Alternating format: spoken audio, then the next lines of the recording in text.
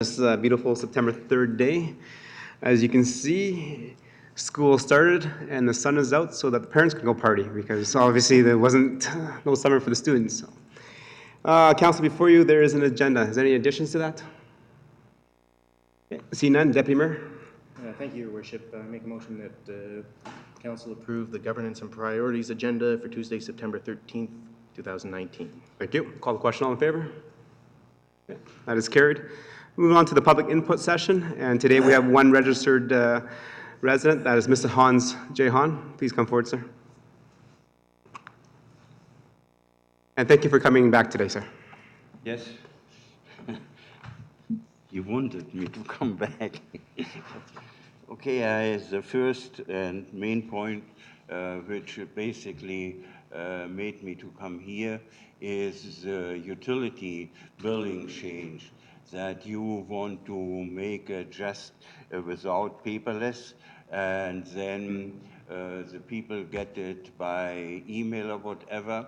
And I'm very much against this because the older people have not this much access to email, etc. I'm at 82 still using email in the computer quite extensively, but most people are perhaps not in as good a shape as I am health-wise. And this would be stupid. And there's another point associated with this. By doing this, people lose track how expensive the utilities and all the municipal services are. And I will address this in the second part. In the first, I just want to make my suggestion what you could do with these utility bills. Perhaps there would be the way to do it similar to the property taxes, make it each month you take a lump sum of the different accounts from the people who sign, and then twice a year it's a balance on everything showing, and then the people can still figure out we used per month 7 cubic meter water or 12, or some people very little, and then they can compare this and have also an idea what the costs are. And if this is perhaps, in my opinion, this should be not costing more than the proposed solution you want to do, and then it would give the public still a record to deal with in paper. And I am strongly against the way the town proposes to change this. And so that's the first point.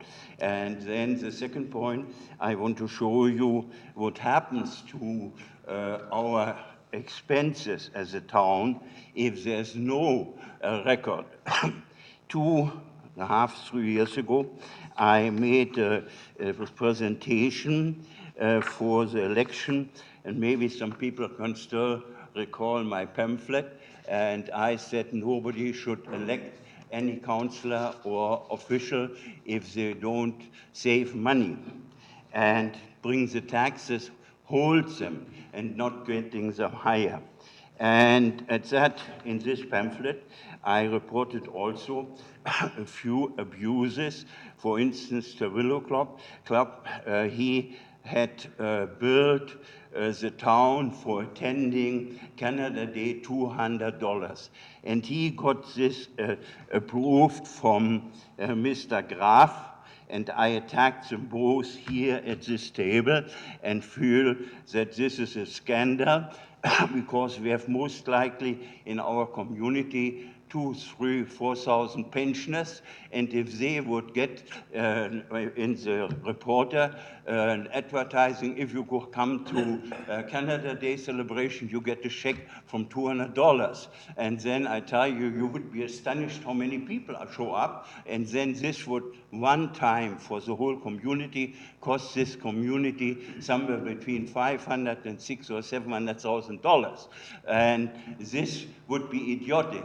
And I also objected that the councillor sign off on the expense accounts from their colleagues. But I just got from the present council, I printed off the council budget report for year to date till July. And then if I compare this with the year end I made in 2011, my 11th, I think, it was Freedom of Information Inquiry, and then I compare what you, Mr. Choi, get nowadays and what Mr. Lemke got.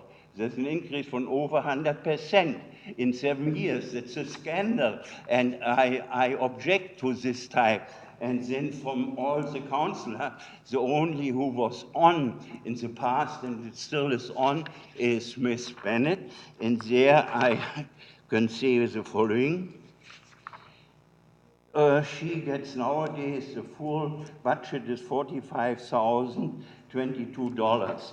And in 2011 or 10, it was $22,091. And this, if you compare it, this is also an increase from over 100%. And I object to this. My pensions from here, Canada, and I still get a pension from Germany, all pensions together grow annually by 1.3%. Plus minus, but the range what here is going up, that's scandalous. And if we agree to this utility billing feature, then you try to skim even more off from the people who don't have this much money. That's all I have to say. Okay. Thank you, Mr. Hans, for your comments and your suggestions. I think with the utility billing, it was presented at the last council meeting. It was for information, and it is to recommend that we continue to go in the same route that we're going, is that we allow people to sign up for electronic billing. So it's not electronic payment, it's electronic billing so that they'll receive their bills on the email so that they can print it out so they can still have a paper copy. It's just that we were not sending out to those people that have chosen to get electronic billing. So we save a stamp and we save envelope and we save a piece of paper. So we're looking at ways at reducing our costs.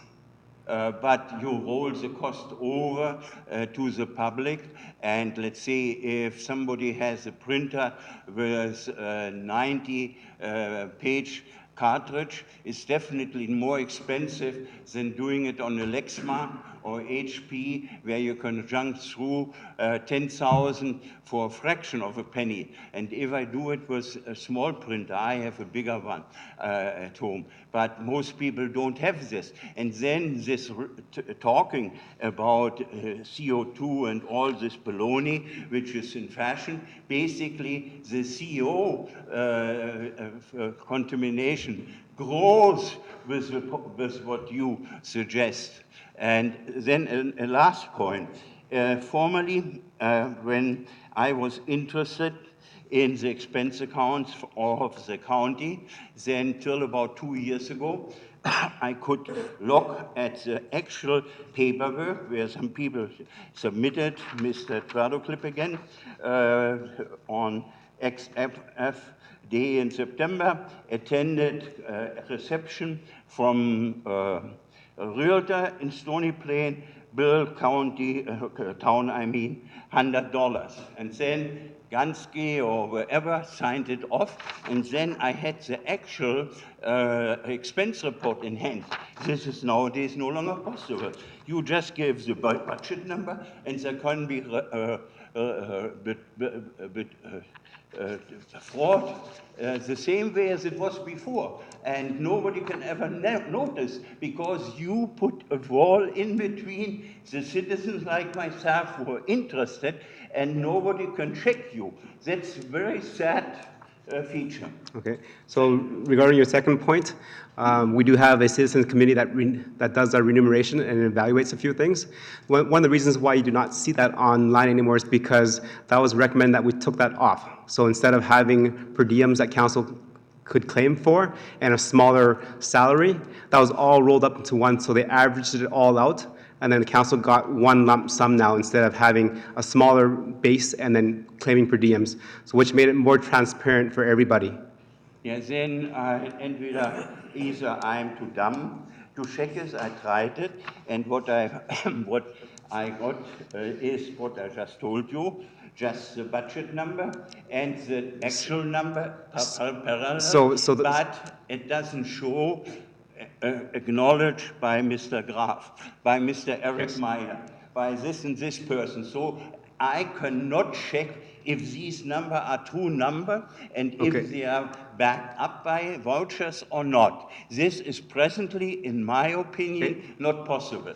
And then, let's say, if you want to help me, then I should go to the town manager for administration and get access to these, and then I can see if this is honestly reported or not. Okay, so like I explained to you, that is no longer the system that we report under, so we don't do per diems anymore. So what you're talking about is quite a few years ago, I think about 5 or 6 years ago, when counselors were allowed to charge a per diem for half a day, which is 4 hours or less, $100, and 4 hours or more was $200 as a per diem. Okay, so that was the remuneration period that we were in, and we had a smaller base salary. So when you look at the base salary, it looks like it's doubled, but when you look at the average of what the actual counselors took home, the remuneration committee just took all those numbers from council, divided it by 6, and said, okay, instead of your average being 23,000 plus, which then everybody has to look for, we just said it's $43,000. Here you go, it's done. Nobody claims anything. It's a flat rate for everyone, so it's a salary. Well, I don't understand you very clearly. You speak too fast. And secondly, I have in front of me the paper I got from you.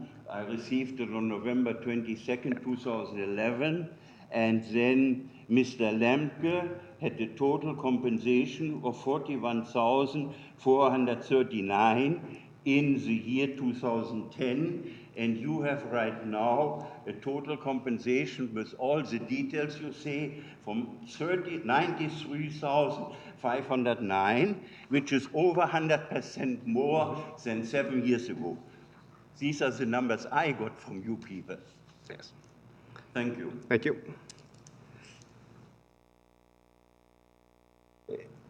And moving on with our public input session, we allow members of our community to talk to council about anything that's not on the current agenda. Is there somebody in the audience like to address council on any other subject besides what's on the agenda?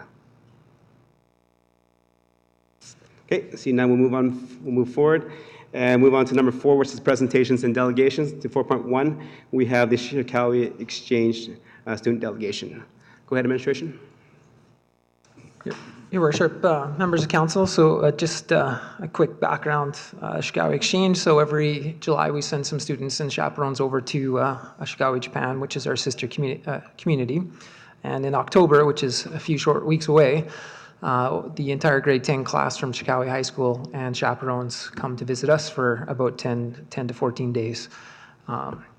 Typically that ranges in about the 60 to 80 student range. A lot of host families, so the students are hosted by local families in the community for the 10-day stay, and they enjoy lots of great things throughout the community. So this year we had 8 students and 1 trustee and 1 staff member that traveled with students to Chicago. They departed on the 2nd of July and came back on the 16th. As we do each year, we invite the students back to chat with council about their experience that they had in Chicago over those days. Each of the students were homestayed with families in Chicago. Kelly and Brad, so Kelly is our programs coordinator.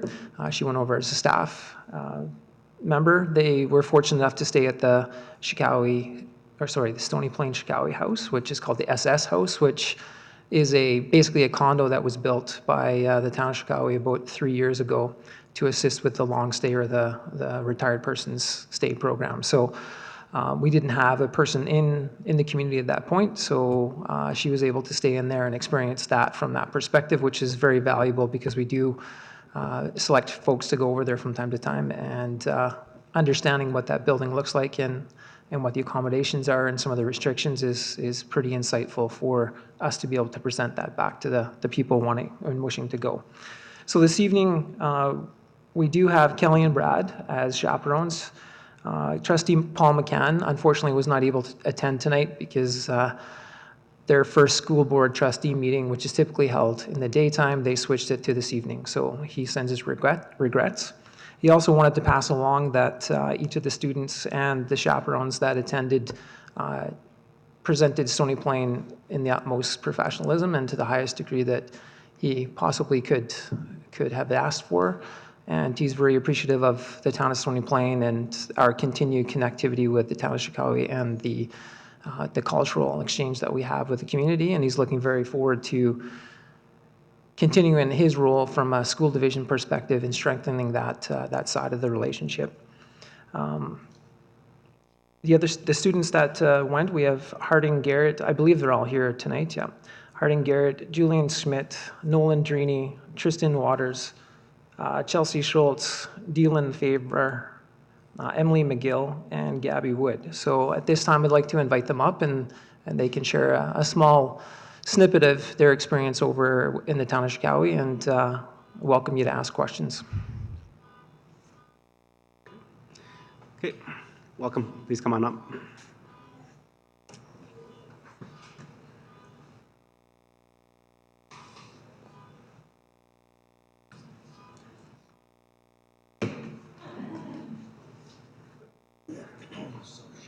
Yeah. Brad, grab the microphones. Yeah.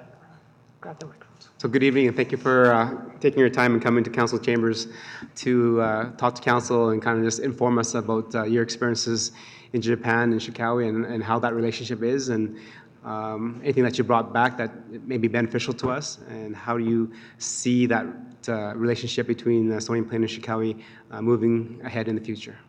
So we'll start with Kelly. Go ahead. So Carl, I think, read my speech for me. So good evening, Your Worship and members of council. I would like to take this opportunity to thank all of you for allowing me the opportunity to travel Chicago with our delegation this year as a staff representative as well as a chaperone. The experience helped expand my knowledge of the program from the perspective of town staff, teachers, Board of Education officials, and the delegates and program participants from Stony Plain and Chicago. As the coordinator of our program, it is great to see how the different components of the exchange program are managed by the town of Chicago, as well as the number of people there that are involved in our program. As you're likely aware, and as Carl touched on, the town of Chicago provides a furnished residence where the long-stay volunteer program participant resides. While there, Brad and I were fortunate to stay at this house, and it gave me a new perspective on the program and insight into daily life. We were able to immerse ourselves into the community as they do there. I'm thrilled to return home with new, fresh ideas to help to continue to grow our relationship and our program. The first thing on my list is a virtual tour of the SS House to use for promotional purposes. I'm Nolan, as they said, but I'd just like to start off by saying thank you for choosing me to have the opportunity to go to Japan in this program. I found that the towns are, even though they're in two separate countries, they are very much the same, and I learned a lot of different culture, and everybody seemed to be very welcoming and nice there. Yeah, I had one of the funnest summers yet in Japan, just due to how different it is, but then again, the same. But yeah, I cannot wait to host in October. Thank you. I'm Brad Maluda. This will have been my second time in Japan, and as someone who has been interested in the culture for a very long time and studied it, it's excellent to see the humility and the respect, and then to have some of that exchange onto Western culture and vice versa.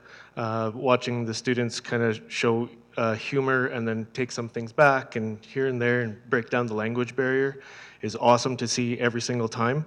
And I think it also helps when Kelly and myself go, people who are involved with the program.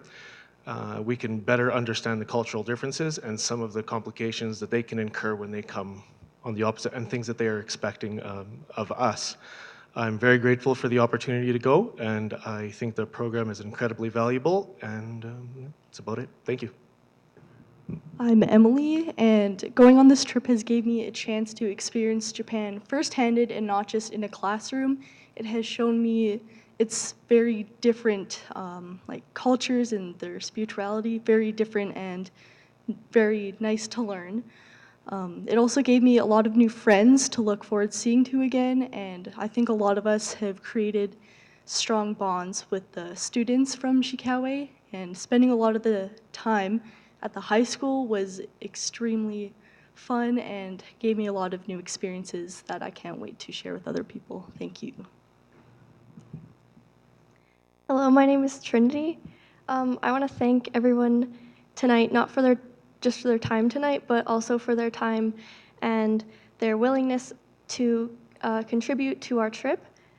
All of us can agree that the trip was very much an unforgettable experience, and what I enjoyed most was being involved, learning and understanding how to live with another family, even, considering the cultural differences, language barriers, and everything. But I think that's what made it also the most fun, was learning how to communicate with each other. And yeah, so again, thank you and have a great evening.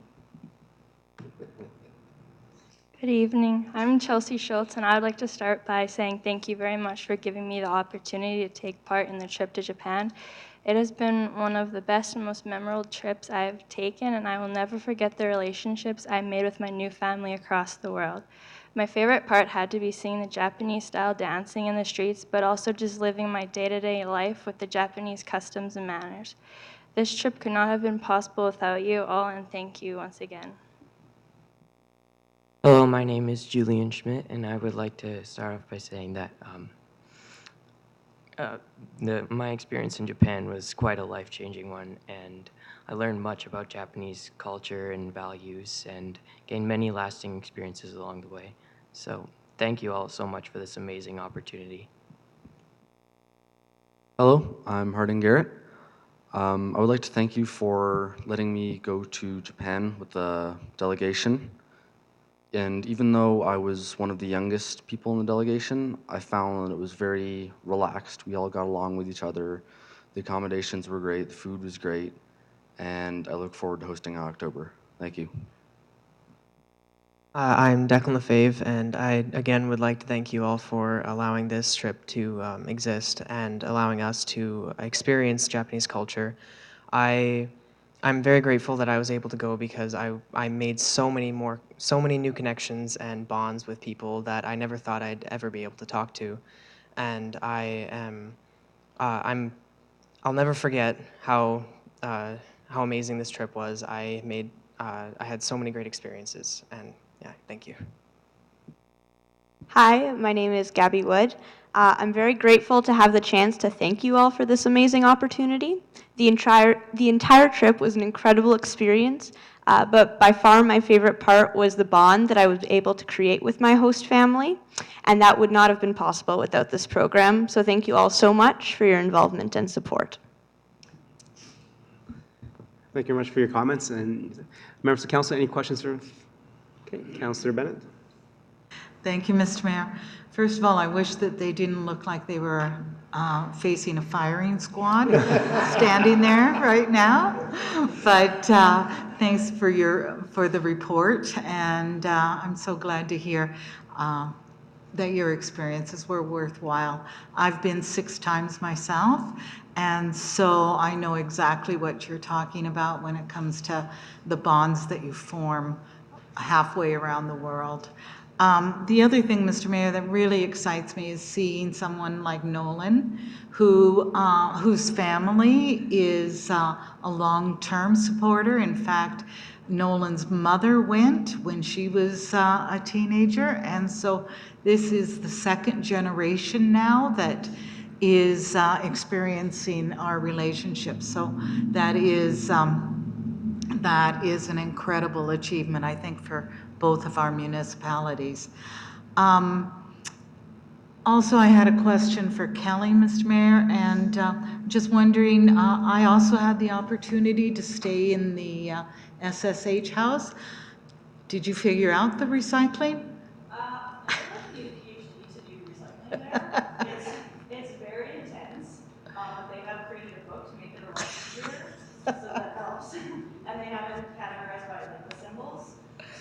think by the day we left, I had it figured out somewhat, but Brad was really good at just telling me to see if you just leave everything for me to recycle before you figured it out, so you know. But you have to have about 8 different containers for recycling. It's very intense.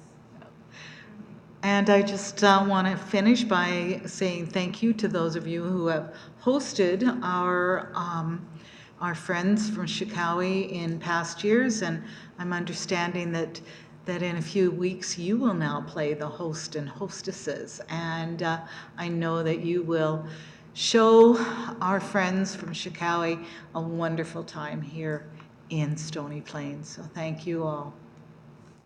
Thank you, Councillor Bennett. Any other questions, comments? Yes, on behalf of Town Council, thank you much for going over to Japan and representing our community.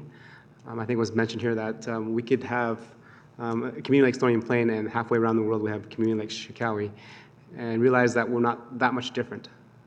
And it's not as scary as people think. The world is opening up, that there's more that connect us than that divide us. So I think the more that we get to understand and to know each other, and how somebody mentioned like the religion and the way that they treat the elders and seniors, the better that understand that we have, the better we'll be able to achieve kind of more of a stable world where there's peace because of the understanding that we have. And you guys are the next generation that will bring that forward. So thank you very much for your time and commitment to go overseas and to be our representatives. So thank you very much.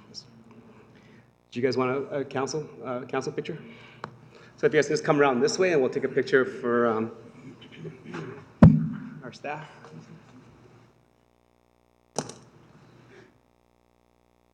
In the back, or are we standing in the front? Oh, we're gonna go down. Let's go in the back. Oh, yeah, you guys need to go in there. I was just gonna say, I just realized if I go at the front, I'm the shortest guy there, so you guys are gonna stand back here. These guys.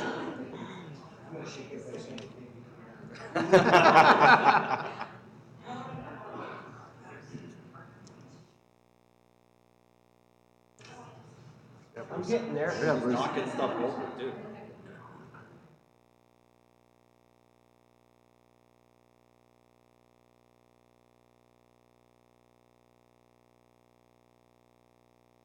Right. Thank you very much, guys. Way to go. Enjoy. Have a good school year. Yes. I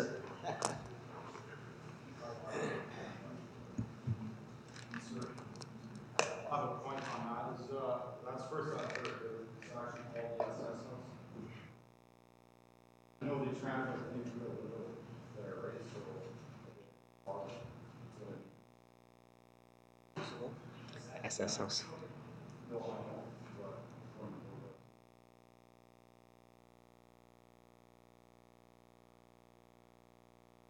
Very literally, yes.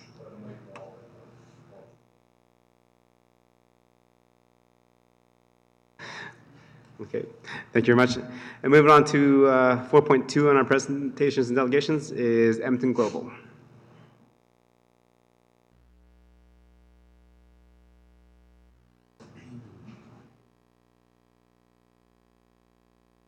All mayors and councils, thank you very much for the opportunity to come and speak. I'm inspired after listening to those young ambassadors for not only Stony Plain, but for the region. And I can't help but think how important knowledge is. And I have to echo the mayor's comments about the future generation. And the closer we understand each other, the better off we'll all be in the long run. So I echo those comments.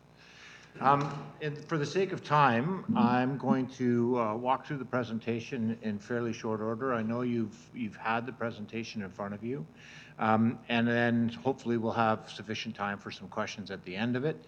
And I'm happy to stay as long and give you as long detailed answers as you need to hopefully satisfy any of your questions. So I will say first and foremost, I now have a team. Which is very helpful. And most of these folks have come on since January of 2019. Lynette Tremblay is my VP of Strategy and Innovation. Cara Lee Garretts is now the VP of Investment and Trade, and Chris McLeod is the Director of Marketing. So if you think about it as a product, Cara Lee is selling the product we have today. Lynette is working on the product we're going to sell tomorrow. And Chris is actually trying to market both that and expand our base for customers. So that's really how the team is broken down over those three key areas. Edmonton Global started as an idea, and what it's resulted in now is 15 member municipalities that have come together to create an opportunity that then brings this region onto the international stage. We are supposed to be a catalyst for investment and trade, and I can tell you we're working very hard to get to that point as we move forward. It's important to remind ourselves why Edmonton Global was formed and the mandate that you, the shareholder group, gave me to deliver on. And I will read them out because I think it's important to make sure that we acknowledge that the mandate is very broad and it holds many component parts, of which I'll speak to many of them to this evening. So one is to advance economic development and cooperation in and amongst stakeholders located in the Edmonton metropolitan region. Two is to promote the Edmonton metropolitan region globally to attract and retain business investment in the region. Three is to pursue a regional brand, database, and economic development strategy. Four is to advocate at the local, provincial, and federal levels for policies that remove barriers to economic development in the region. And fifth, to pursue business and investment opportunities that support the region. So while we've been building over the last 8 months or so, we have not also been idle. So I'd just like to be able to highlight some of the things that we've completed to date, as well as what is currently in progress before I talk a little bit about some of the future pieces. So first of all, as you know, the shareholders have committed to a 3-year rolling funding program, which is excellent. Thank you very much. The province has also come to the table in a big way, and finally we secured the federal piece of funding as of February this year to the tune of $2.3 million over 3 years. So having now secured funding as of February this year for a 3-year commitment, it has allowed us to move on to some of the other more robust things like hiring staffs and a few other things.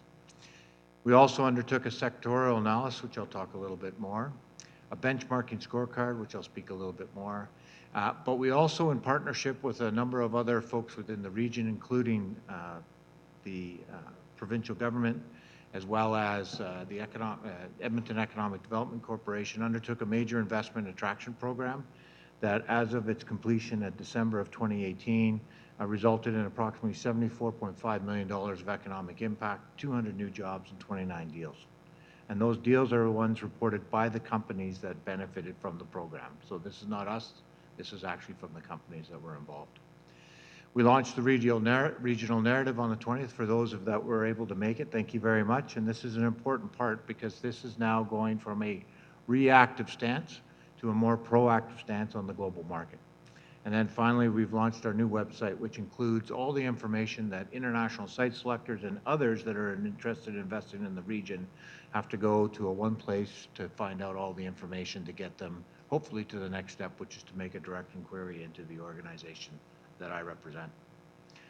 So in progress, the compact, thank you very much. You have signed off on the compact, and it really is created by the grassroots. So when I took over the job in July, I asked all the economic development officers and the EDAs, so think about the airport, the industrial heartland, and those folks, and I said, if we're going to make this work, what do I need to do? And they gave me 8 or 9 things, and one of them was creating a communication framework of which we were going to build trust, have transparency, and visibility on things that are going on where it's applicable. That resulted in this compact with 2 parts, a code of practice, code of conduct, and a series of protocols, which include lead share protocols. We've finalized the 3-year investment strategy that will be briefed to my board as of the 18th of September and then the shareholder group on the 10th of October so that you'll see what the 3-year outlook for FDI and trade strategy looks like. And then we're working on a number of things, including investment readiness at the regional level, as well as the advocacy plan, which is one of the key mandates. We first started looking at 12 sectors that we thought there was a competitive advantage for our region. We boiled it down to 4, and they are energy, which includes clean tech, advanced manufacturing, food and agriculture, and then life sciences, all underpinned by technology. And I think this underpinning of technology is important because we're at a pivot point in this region in terms of applying technology to our current sectors that creates the opportunity to be best in class globally. And I cannot emphasize that enough. One of the things we also did was do a SWOT analysis on all those sectors. So we've got strengths, weaknesses, some opportunities, and some threats. A benchmarking report we commissioned through the Conference Board of Canada, so we'd have a third-party view on how we compare globally against other metro and other regions on the globe in terms of our competitiveness. We looked at 3 particular buckets. We looked at social, economic, and competitiveness. And as you can see from the list here, some of it's very aspirational, and other ones are even countries, because when you boil it down to the individual factors we looked at, it makes for an equal comparative. The Netherlands is on there, for example, because they attract 4 FDI, or foreign direct investment dollars, for every one we attract. And they are not blessed with natural resources, but they value add everything they import into their country before they export it. So it's really a best practice to look at countries and regions that are out on the globe. As you can see, we finish about middle of the pack. And here's why we finished middle of the pack. There were 44 criteria spread over these 3 specific buckets that we were looking at. And as you can see, on the economy side, we finished 19th of 22. On the competitiveness side, we finished 12th of 22. And on the social side, we finished, I think we all would recognize, very well on the social side. So areas of the economy are things like productivity. These are not a surprise to you, I'm sure. On the social side, things like pay equity and women participation in the workforce, we rank very high in compared to a number of those countries we were comparative to. One of the things that came out of that was to say, okay, so how do we start changing the needle to be able to create a more competitive advantage for the region? So what that meant was we wanted to look at public policy amongst other things that we can do internally, where we could see some changes, taxation regimes, regulation, those kind of things. And I'm happy to say that we've went through a series of steps to get to where we now have a series of recommendations that I'll talk to in a minute. But as you can see, we've done business engagements, working groups, and many of the chambers of commerce were involved with this, as well as the industrial associations, to help us get the right people at the round table. So we were talking from a business point of view. So the policy recommendations are broken down into 2 parts. The ones that are complete are the ones for the provincial and federal governments. We ran a recent WebEx on the 26th of August for interested parties. But essentially, there's 20 recommendations that target provincial and federal governments. The provincial recommendations will be rolling out this month actually, in another week or so. We're just in design for the final document. And then the federal advocacy plan will start to address the new government in post the October election period. What's important here is that these are all built from the ground up.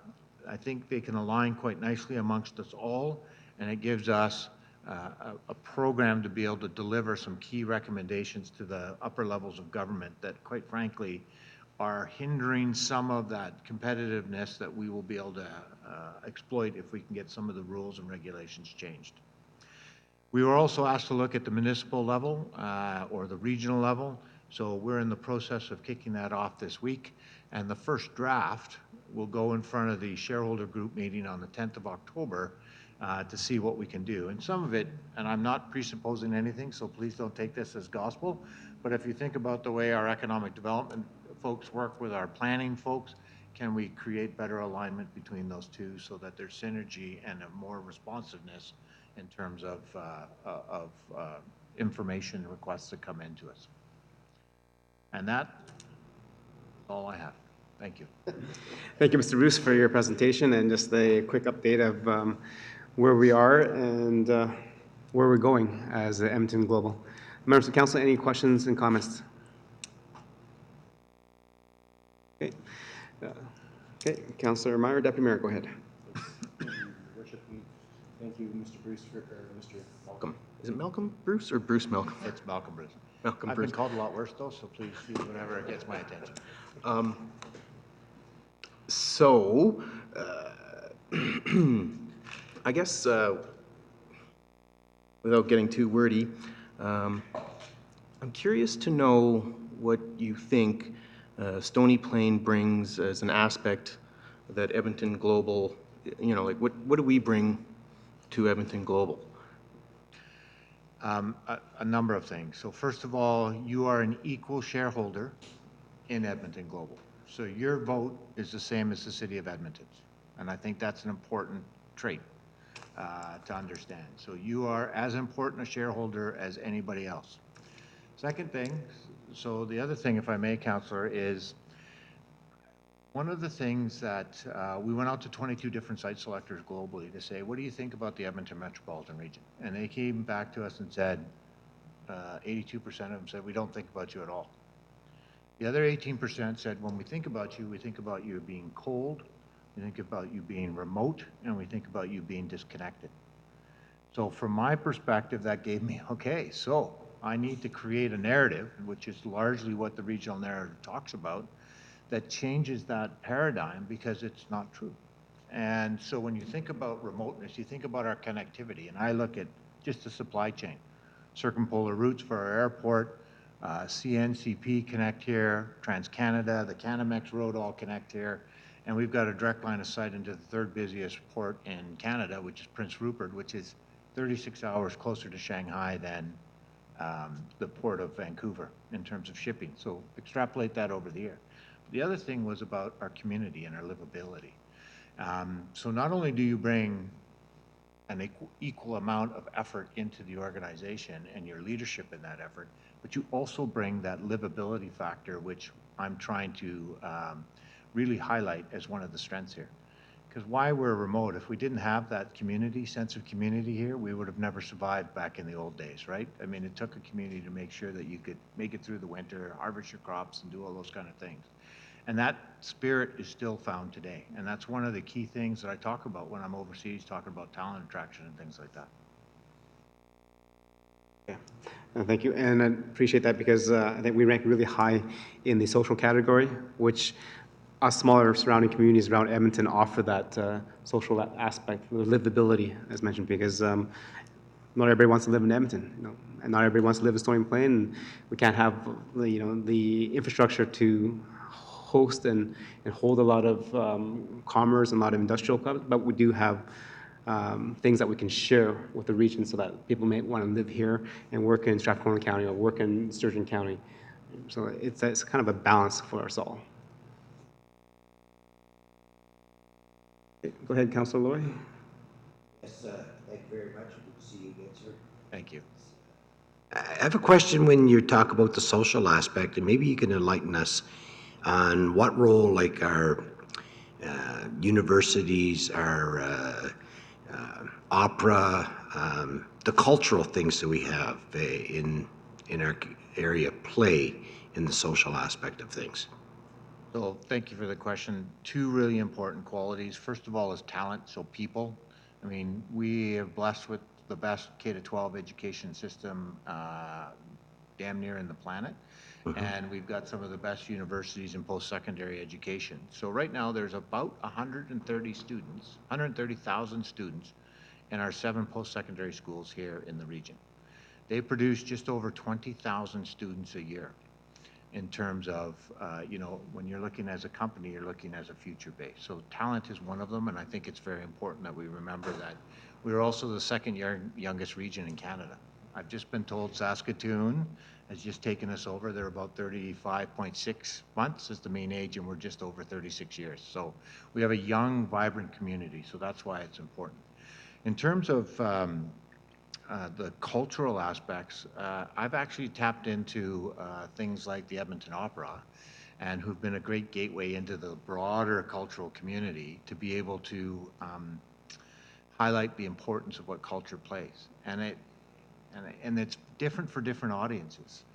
But I will tell you, one of the shortfalls we have in our region is that sort of scale up management capacity. We have lots of great people with great ideas, but we have this culture currently that says, I want to build and sell. So I want to build a company and then sell it to somebody else because I want to make $5 or $10 million. What we're trying to say is, hey, look, build and scale, build and export.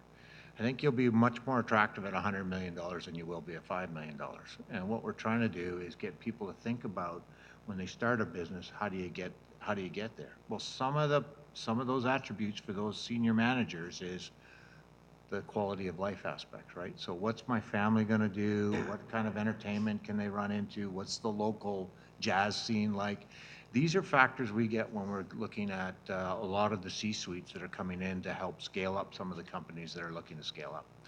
And I'll give you an example. There was a tech company here that had to go down to the States because 95% of those C-suites in that tech industry come from the US. The closest they could get the person is Toronto. And that was with a caveat that they come in here to the region once a month for a week. Now, the reason was not because he didn't necessarily like Edmonton, but he didn't know enough about Edmonton, didn't know enough about the cultural scene, and more importantly, there wasn't enough of an ecosystem, so if the job that he was going into did not work out, where else was he going to go? Yeah. So one of the big things for us is to figure out how do we start to scale that management capacity in the organization so that scale up and export is a way of life for what we're trying to do here. Thank you very much. I liked your answer. Any other questions, comments? Councillor Bennett? Mr. Mayor, welcome here tonight, and thank you very much for the update. I'm just checking out the website. I hadn't done that before, and it looks brilliant. It's very, very engaging. How long has it been up? Since the 20th of June. 20th of June. And is it interactive at all? People can go to it and they ask questions and they correspond with you? Is that the main purpose of it, is just getting the word out that we exist and this is who we are? So there is an interactive engagement piece, and right on the main page, you'll also see emerging stories. Mm-hmm. What we're trying to do is we're trying to publish emergent information for people that are, I think, would be of interest, in particular our focus sectors, but not limited to. So for example, if your economic development organization has an interesting emergent story that talks about a very unique or a very specific company here, I'd love to publish it so that we start to get visibility on a number of industries that are around the region, because it starts to paint a story and tell a picture and tell a story to those that are looking from the outside in. No, that's excellent. Thank you. Thanks, Mr. Mayor. Any other questions? Comments? Oh. Thank you very much for taking your time and coming to share the regional narrative with our council and members of our gallery, and hopefully that we're able to accomplish great things together. Well, thank you very much for having me, and congratulations on the revitalization of the downtown core. It looks like it's going quite well. Yes, thank you. I'm sure there's people that complain about the traffic, but it looks like it's going well. Yes. Thank you. Thank you. All right, moving on to the next presentation is 4.3 is the Change Center, and Dr. Klein is here today with. Good evening, sir.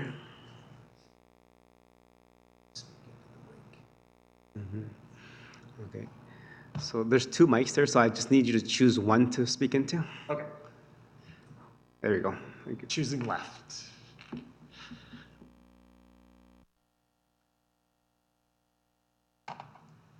Great. Thank you very much for the opportunity to come and present tonight. I was actually really excited to see the youth that have been to Japan, because at Memorial, where I spend my Thursdays, is I always see a lot of the students from Japan coming in October. So it was nice to actually see some of those young people. Can you hold the mic a little bit closer? What's that? A little closer? Thank you. Yes.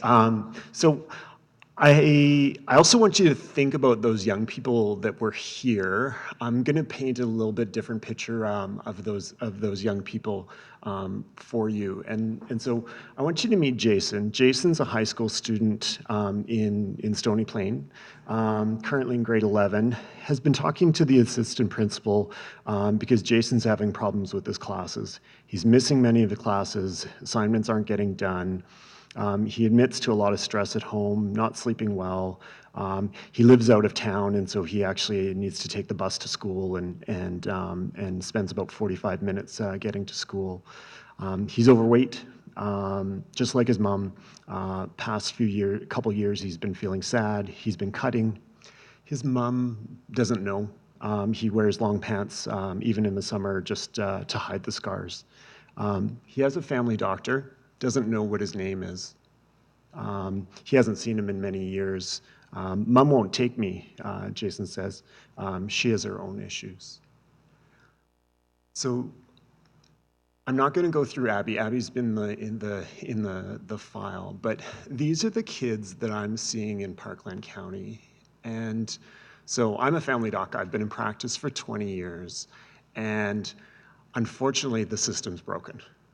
We have a first-class disease care system. We do not have a healthcare system in the Edmonton area and in Alberta. We have a disease care system.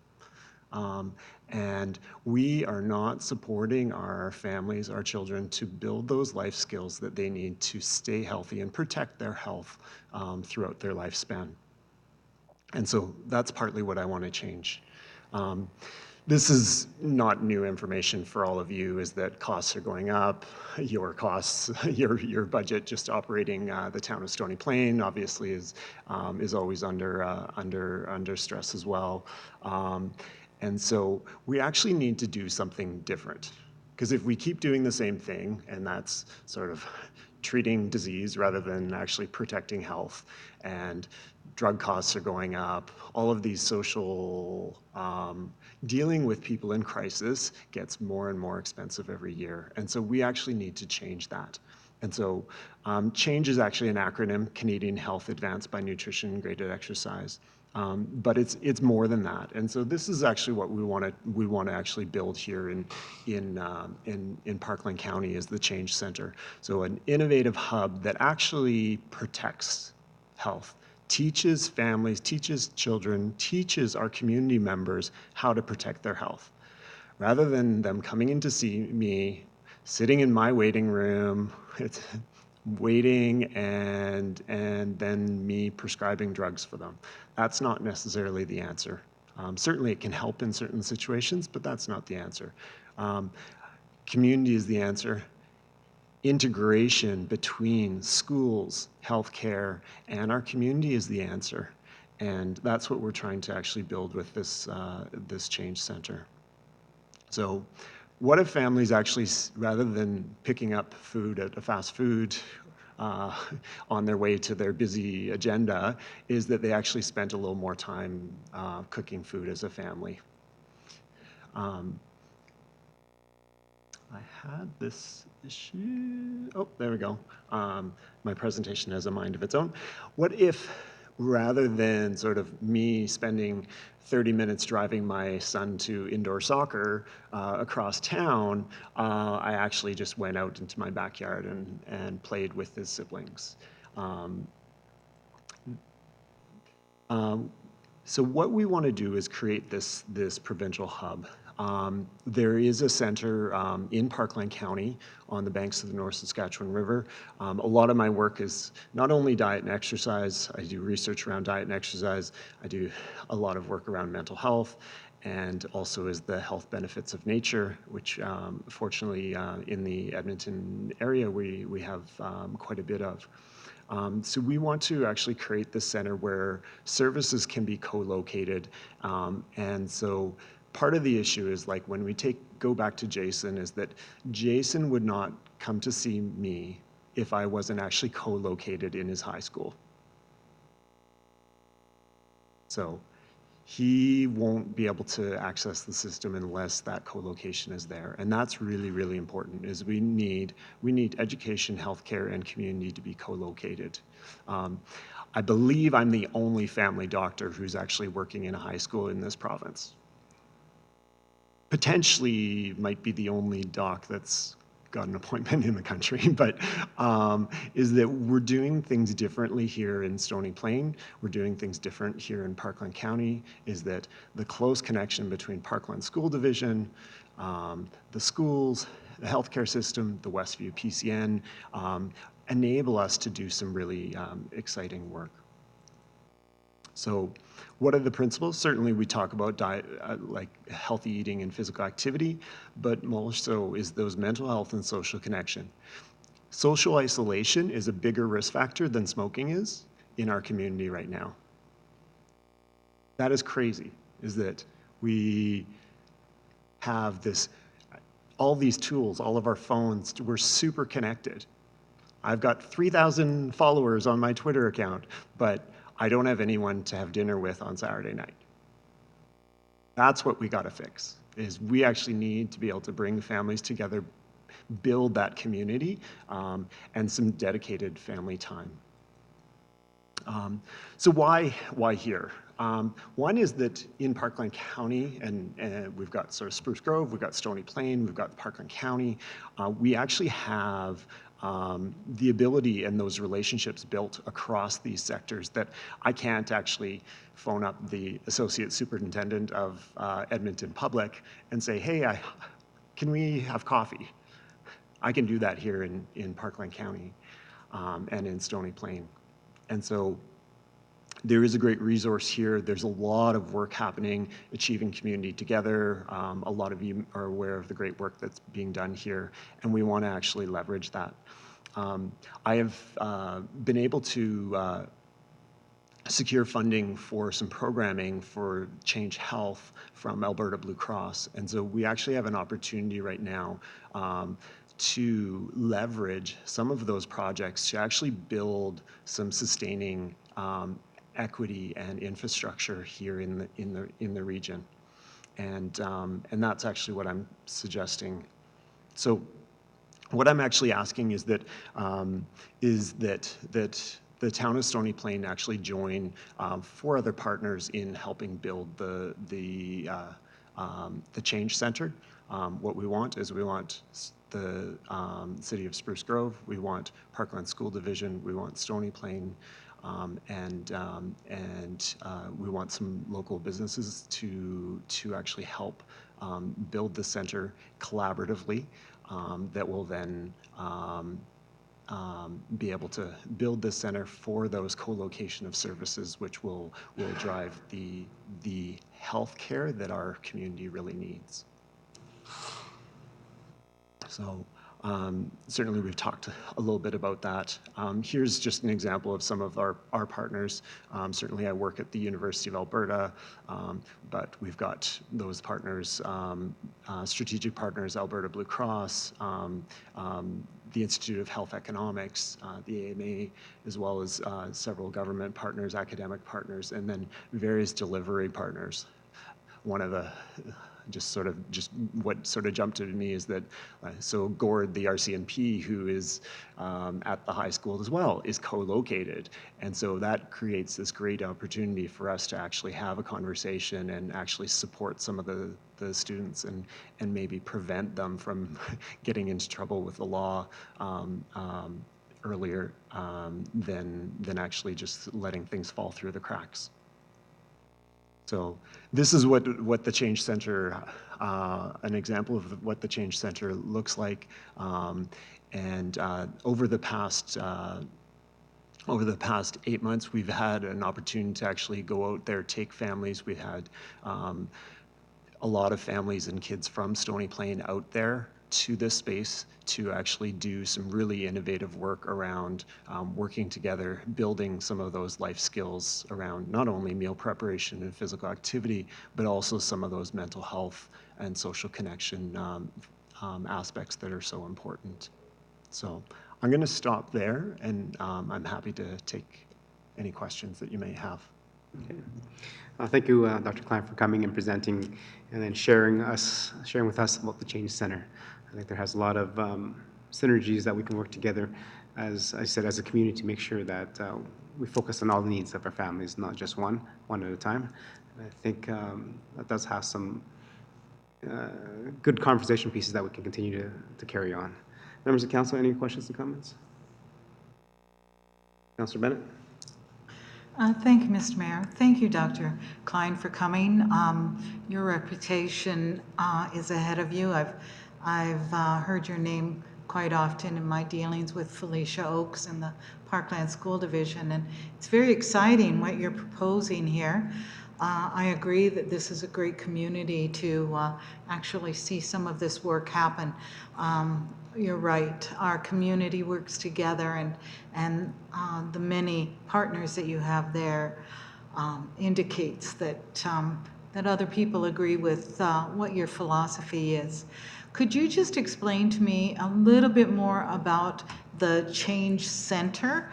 Are you renting that facility? Are you wanting to buy that facility? Yeah, great, yeah. great. No, is that so? We actually would like to buy and renovate.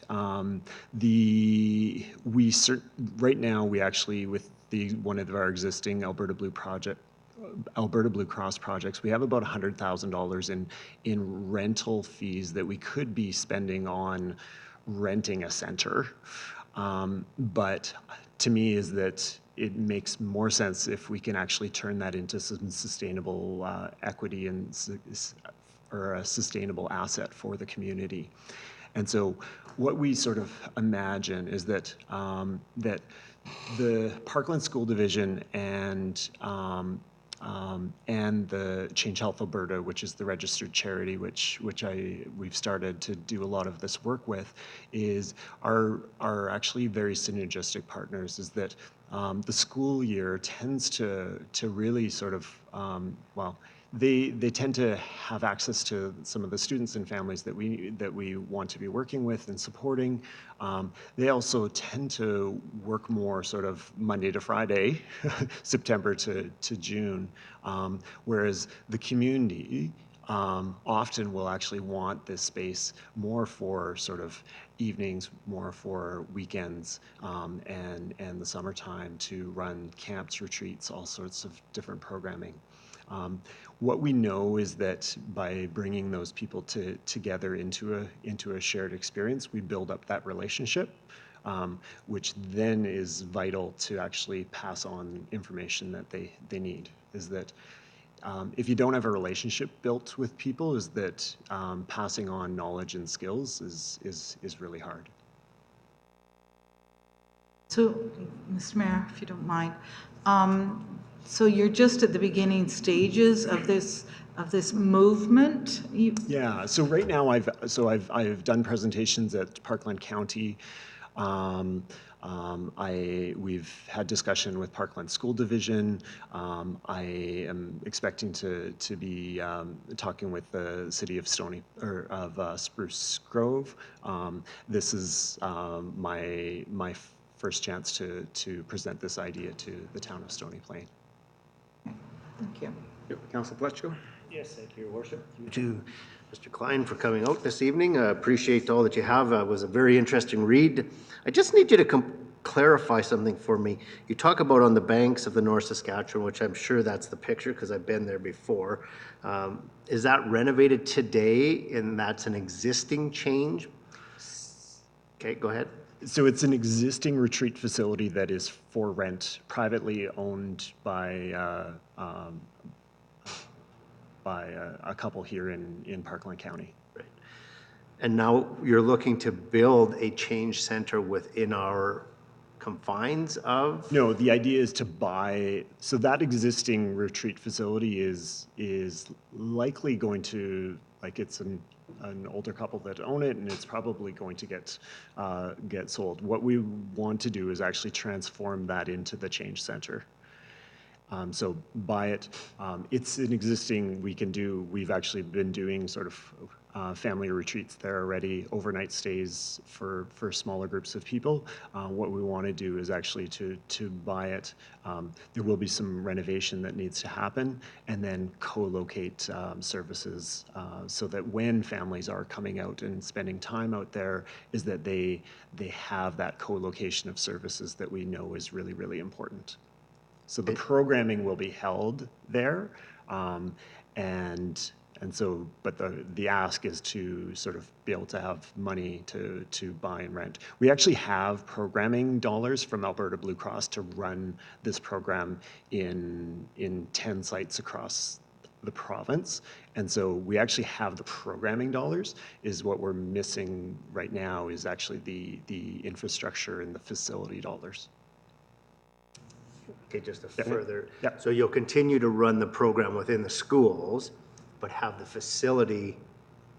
So some work obviously needs to be done in the schools, and that's the work that I'm doing currently. But some of this work actually can't actually be in the confines of school. Is that it's difficult enough to get a bus to actually show up at a school a half hour at a different time, because school actually ends on Thursday. It ends a little earlier than the rest of the days of the week, and we can't actually change that. There's some things in the school setting that it's tough to change.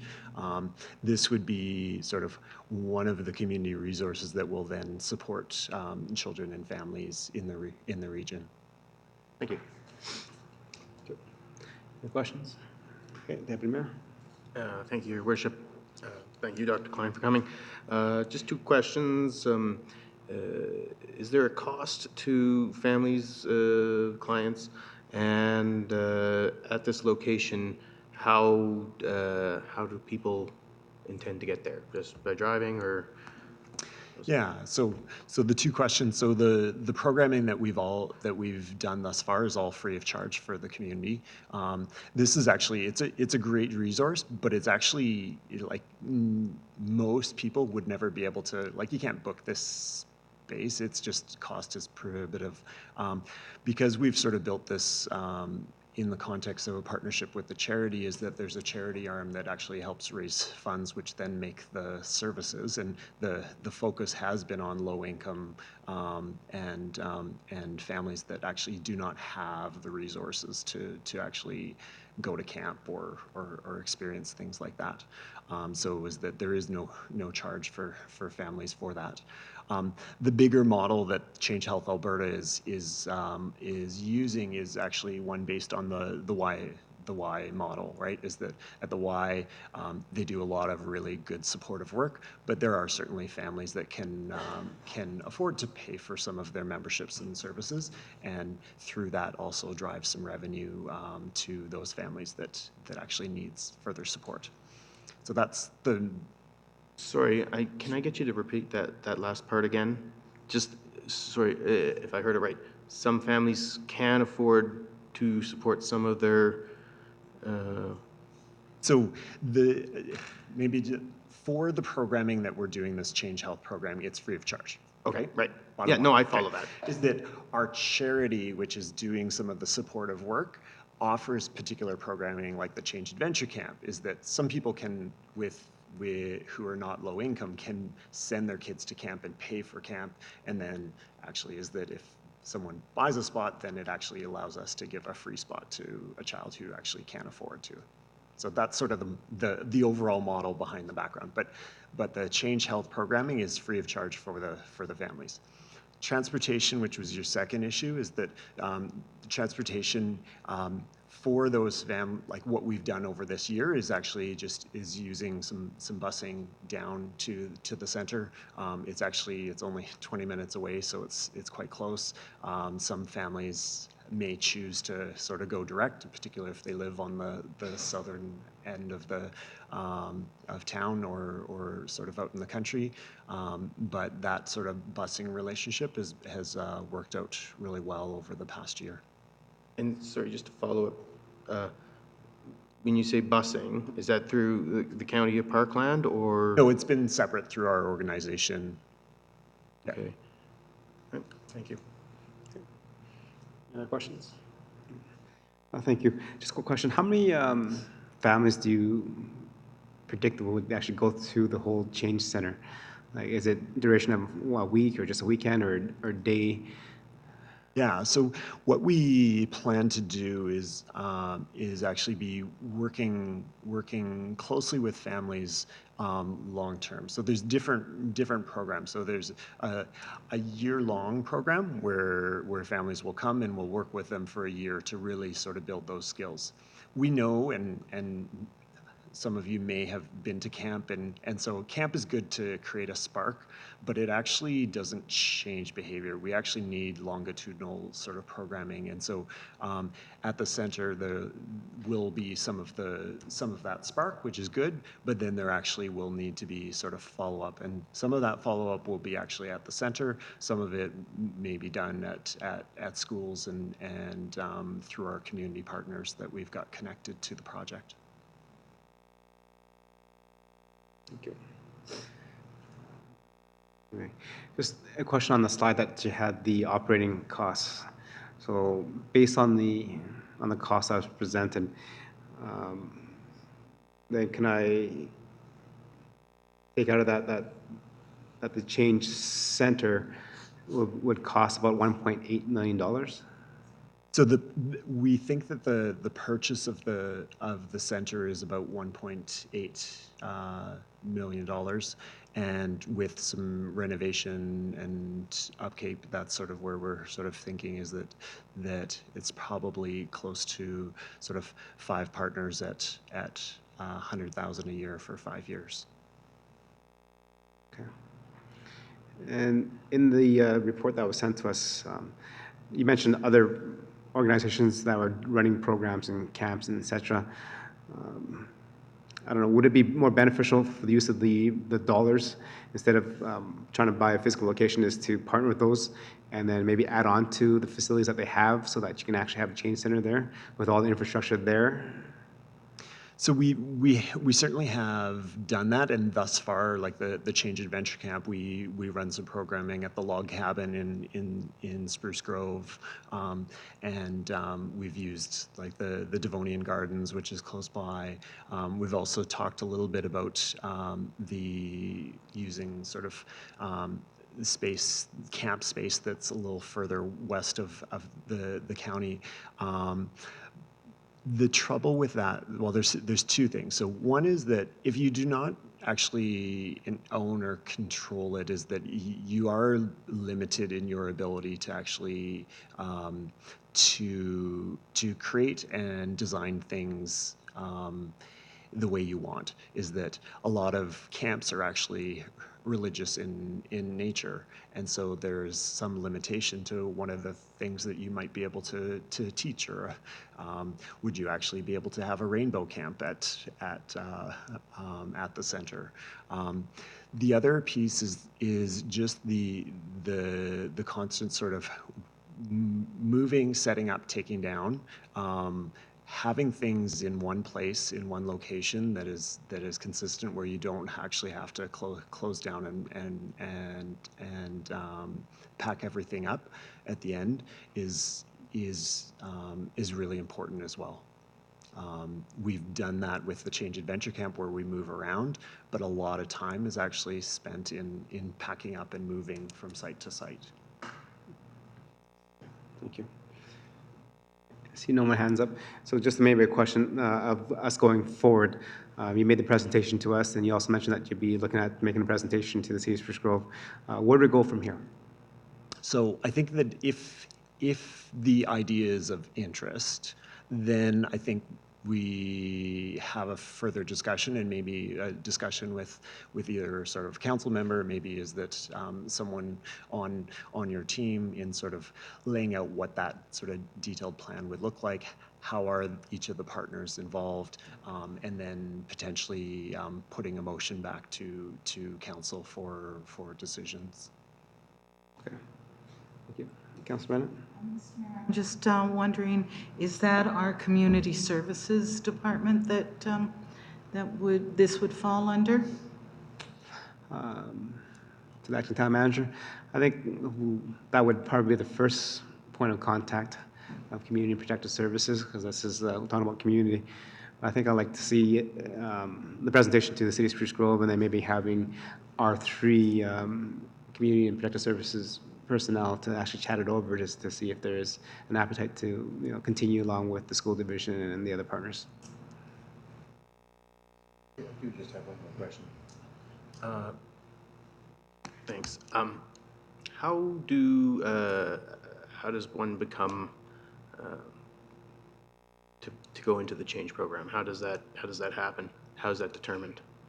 So to date, and some of this programming is new, that is up and coming, but to get connected to the change program, you get there from seeing someone in the healthcare system. Your family doc, like the Westview PCN, does have some access to the change program where you can actually get connected.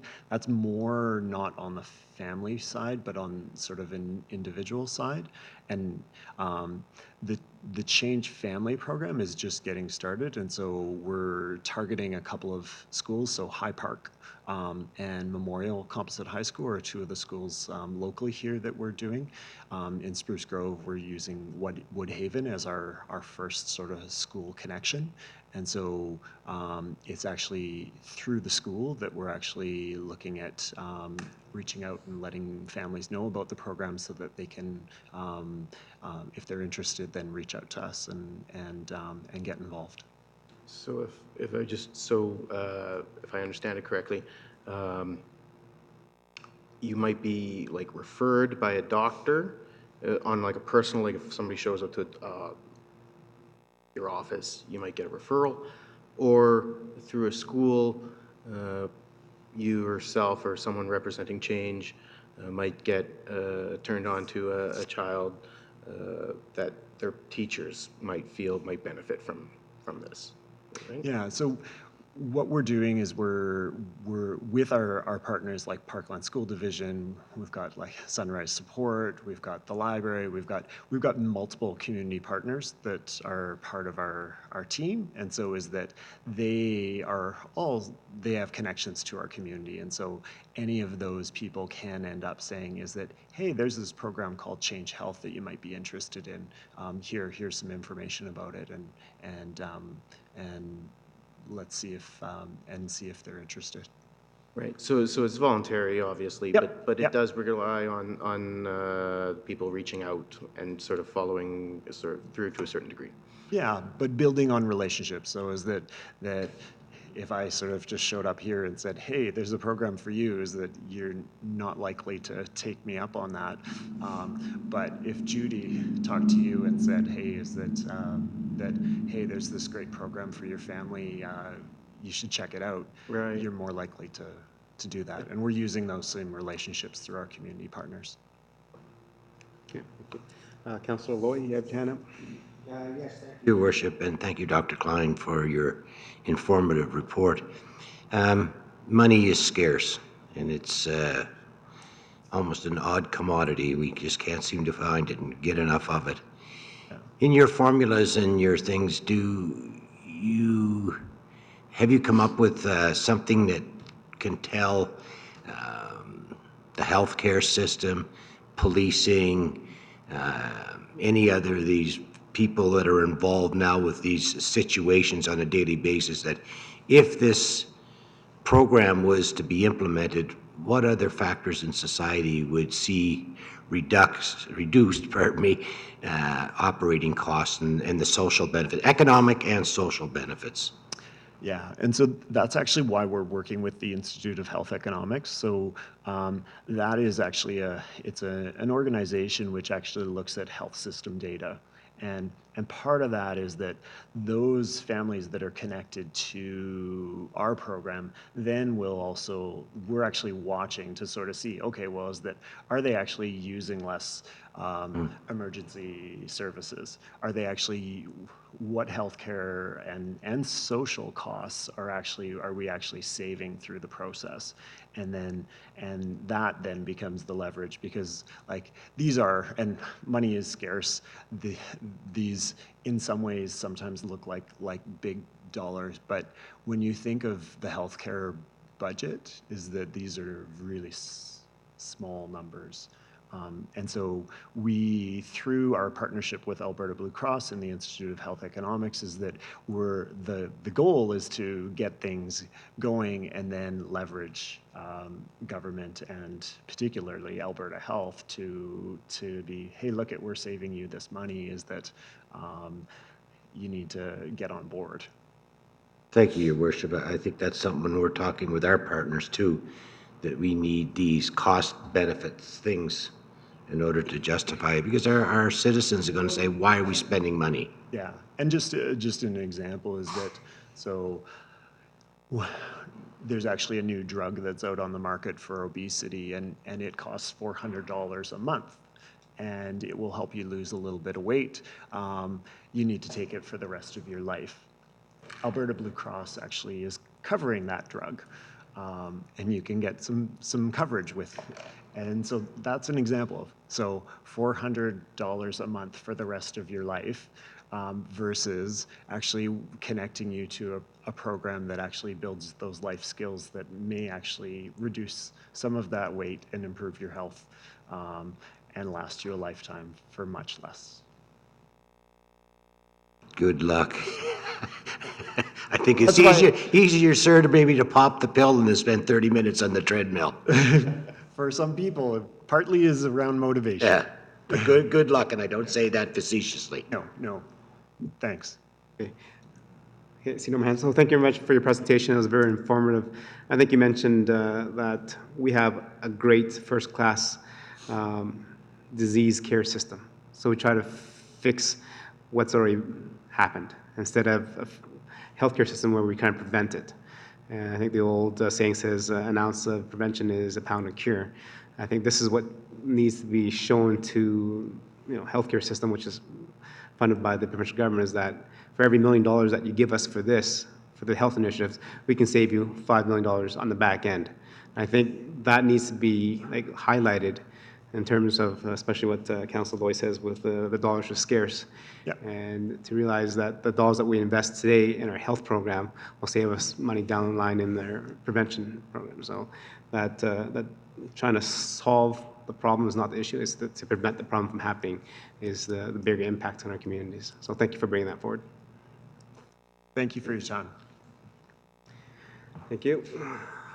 Members of Council, moving on to the next presentation delegation is 4.4, which is the 2019 Utility Master Plan.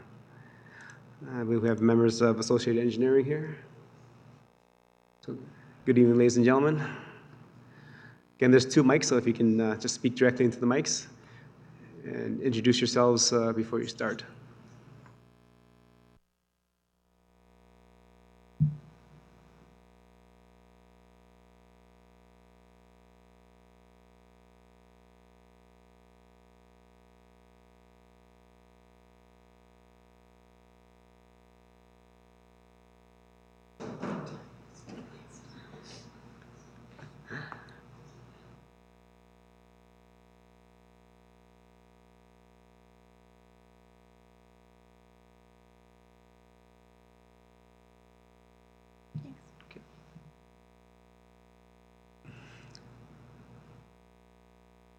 Again, so the mics are not very good, so it's hard to pick up. So if you can actually talk directly into the mic so that people in the gallery and the rest of the council can hear you, please, and thank you.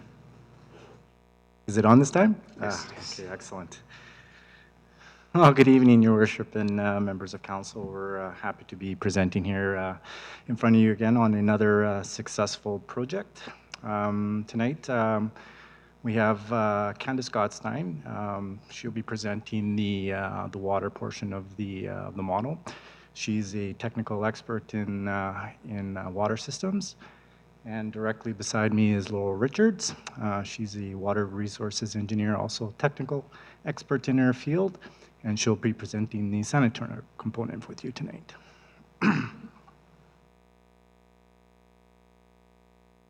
Okay. So in terms of the presentation, our general outline will be looking at the design criteria. We'll be looking at the water system, sanitary system. We'll be looking at some cost estimates, and we'll be reviewing the conclusions and further by recommendations of the sanitary and water report. Okay, so just a little bit about the report objectives and scope. So the water and sanitary models basically need to be updated to reflect current development. We'll be looking at reviewing the historical growth rates and establish new growth rates and associated populations. Working with the town, we were establishing the appropriate design criteria.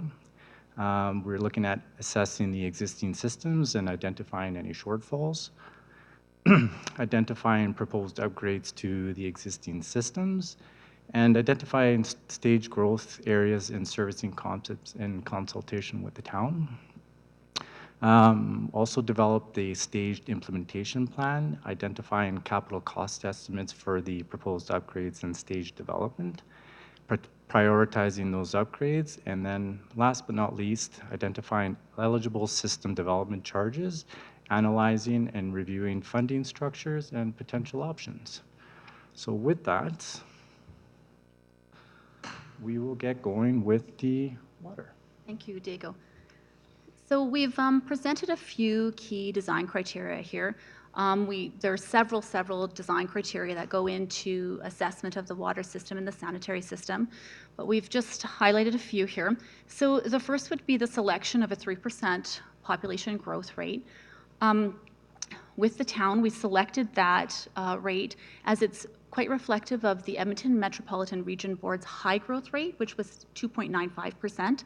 As well, when we look at historical population for the town, which is identified in the blue table, is that between the years 2006 and 2016, there's the equivalent of the annual average growth rate of 3.35%. So quite a lot of growth and very much in keeping with that 3% target.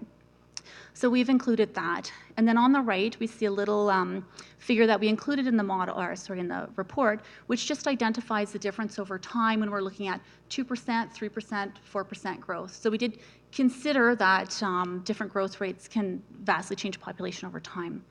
Something else we wanted to highlight was that in future residential development areas, we're looking at an increased population of density of 47 people per hectare versus in existing residential development areas. Currently, we're looking at 40 people per hectare. We looked at historical water consumption data and selected for the report a value of 280 liters per capita per day, which is just slightly conservative over what we found in actual. As well, we're looking at fire flow of values taken from the town standards, and they do vary anywhere from 83 liters per second applied to single-family residential development areas, up to a high of 233 liters per second, which would be in our largest high-value properties, and for your model was applied at the hospital site. We looked at, for land use, two different sources within the developed town area using the current town zoning. And then for future development areas, we had a workshop with town staff where we looked at future staging and then projected land use. So we'll show that in the next slide. So in addition to, we'll just go back one. Sorry, Diego. Here we go. Okay. Thanks. Yeah, I guess just in addition to the sanitary system, we had developed a model in 2012 as part of the wet weather flow management study. That was updated to 2018 conditions, and in order to ensure that we were accurately representing the sanitary flows within the system, we needed to calibrate and validate that model again. So that was validated and calibrated in 2012 using previous flow monitoring data obtained in 2006 and 2009.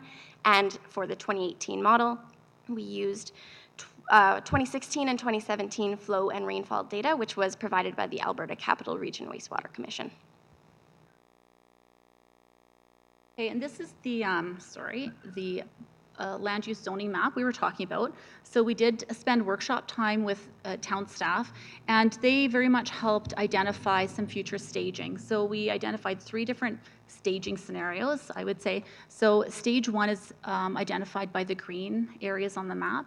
Stage 2 identified by the yellow areas. Stage 3 by the blue areas, and then those outside of these development stages were included in the ultimate development scenario, so up to the town boundary.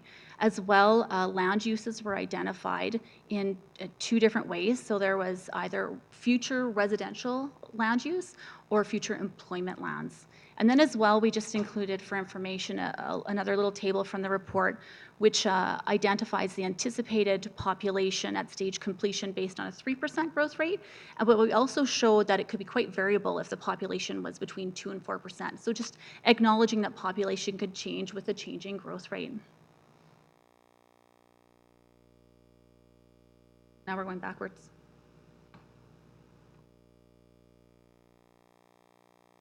Thank you. So for the water system, the first thing we did was take the previous water model and then expand it to consider and include water main extensions in new development areas to reflect upgrades the town has taken over the past 10 years since the previous water master plan. We included all the new and updated design criteria, so the new water use, the fire flows to reflect the current land use, and then as well we looked fairly extensively through previous record drawings to ensure that we were very confident with the model, that we've tweaked what we can and we feel really good about what we're seeing. And there was only one location where we found that there was a little bit of uncertainty. And so we wanted to identify that so the town knows moving forward that there would be some areas to keep our eyes open, and hopefully over time we can further confirm these. And so these were water mains in the Meridian Heights pump house area. And then this figure is showing the results of one of two scenarios that we run to assess the existing distribution system. So these are showing pressure results for the peak hour demand scenario. So that's the highest demand we would expect to see during typical operation. And so here we see all pressures fall within or between 40 psi to 80 psi, which is within the town standards for a peak hour demand period. So we find these results to be very acceptable. Now this figure is showing results for the fire flow assessment, which is the second of the 2 major assessments that we apply to the existing system. So what we do is we take the peak day demand, and at each node we apply the appropriate fire flow based on adjacent land use. So for in single family residential areas, we're applying that 83 liters per second, and then it goes up as the land use vary. So then we run the model and we see how available is fire flow to each of these nodes. So at locations that show a green dot means the full recommended fire flow was available. So the vast majority of nodes on the map are green. So it was very good. There are some locations which are not. They're shown up by other colors, and these become the key locations that we would look to focus our upgrading efforts on. So in addition to a water main assessment, we also look at assessing both the pumping and storage capacities. So for both of them, we projected populations up to 25 years. And then for the pumping, we looked at assessing both the distribution pumps as well as the standby pumps. In terms of the distribution pumps, we looked at the peak hour demand and then as well included the assumed truck fill flow rate of 45 liters per second. We then assumed that one pump at each of the pump houses were not operating, so that it allows for if pumps are down due to maintenance or inoperable, so it's somewhat conservative. And when we assess it, we found that using that method, that there is essentially no surplus distribution pumping capacity with retaining one pump at each pump house as backup. And then we also assessed the standby pumps where we look at the peak day demand and we add the single greatest fire flow demand, which was the 233 liter per second demand. We also assume the truck fill is operating at the assumed flow of 45 liters per second, and then we compare the overall standby pumping capacity to that value. And then we found that there's approximately 5 years or so of remaining pumping capacity in terms of standby.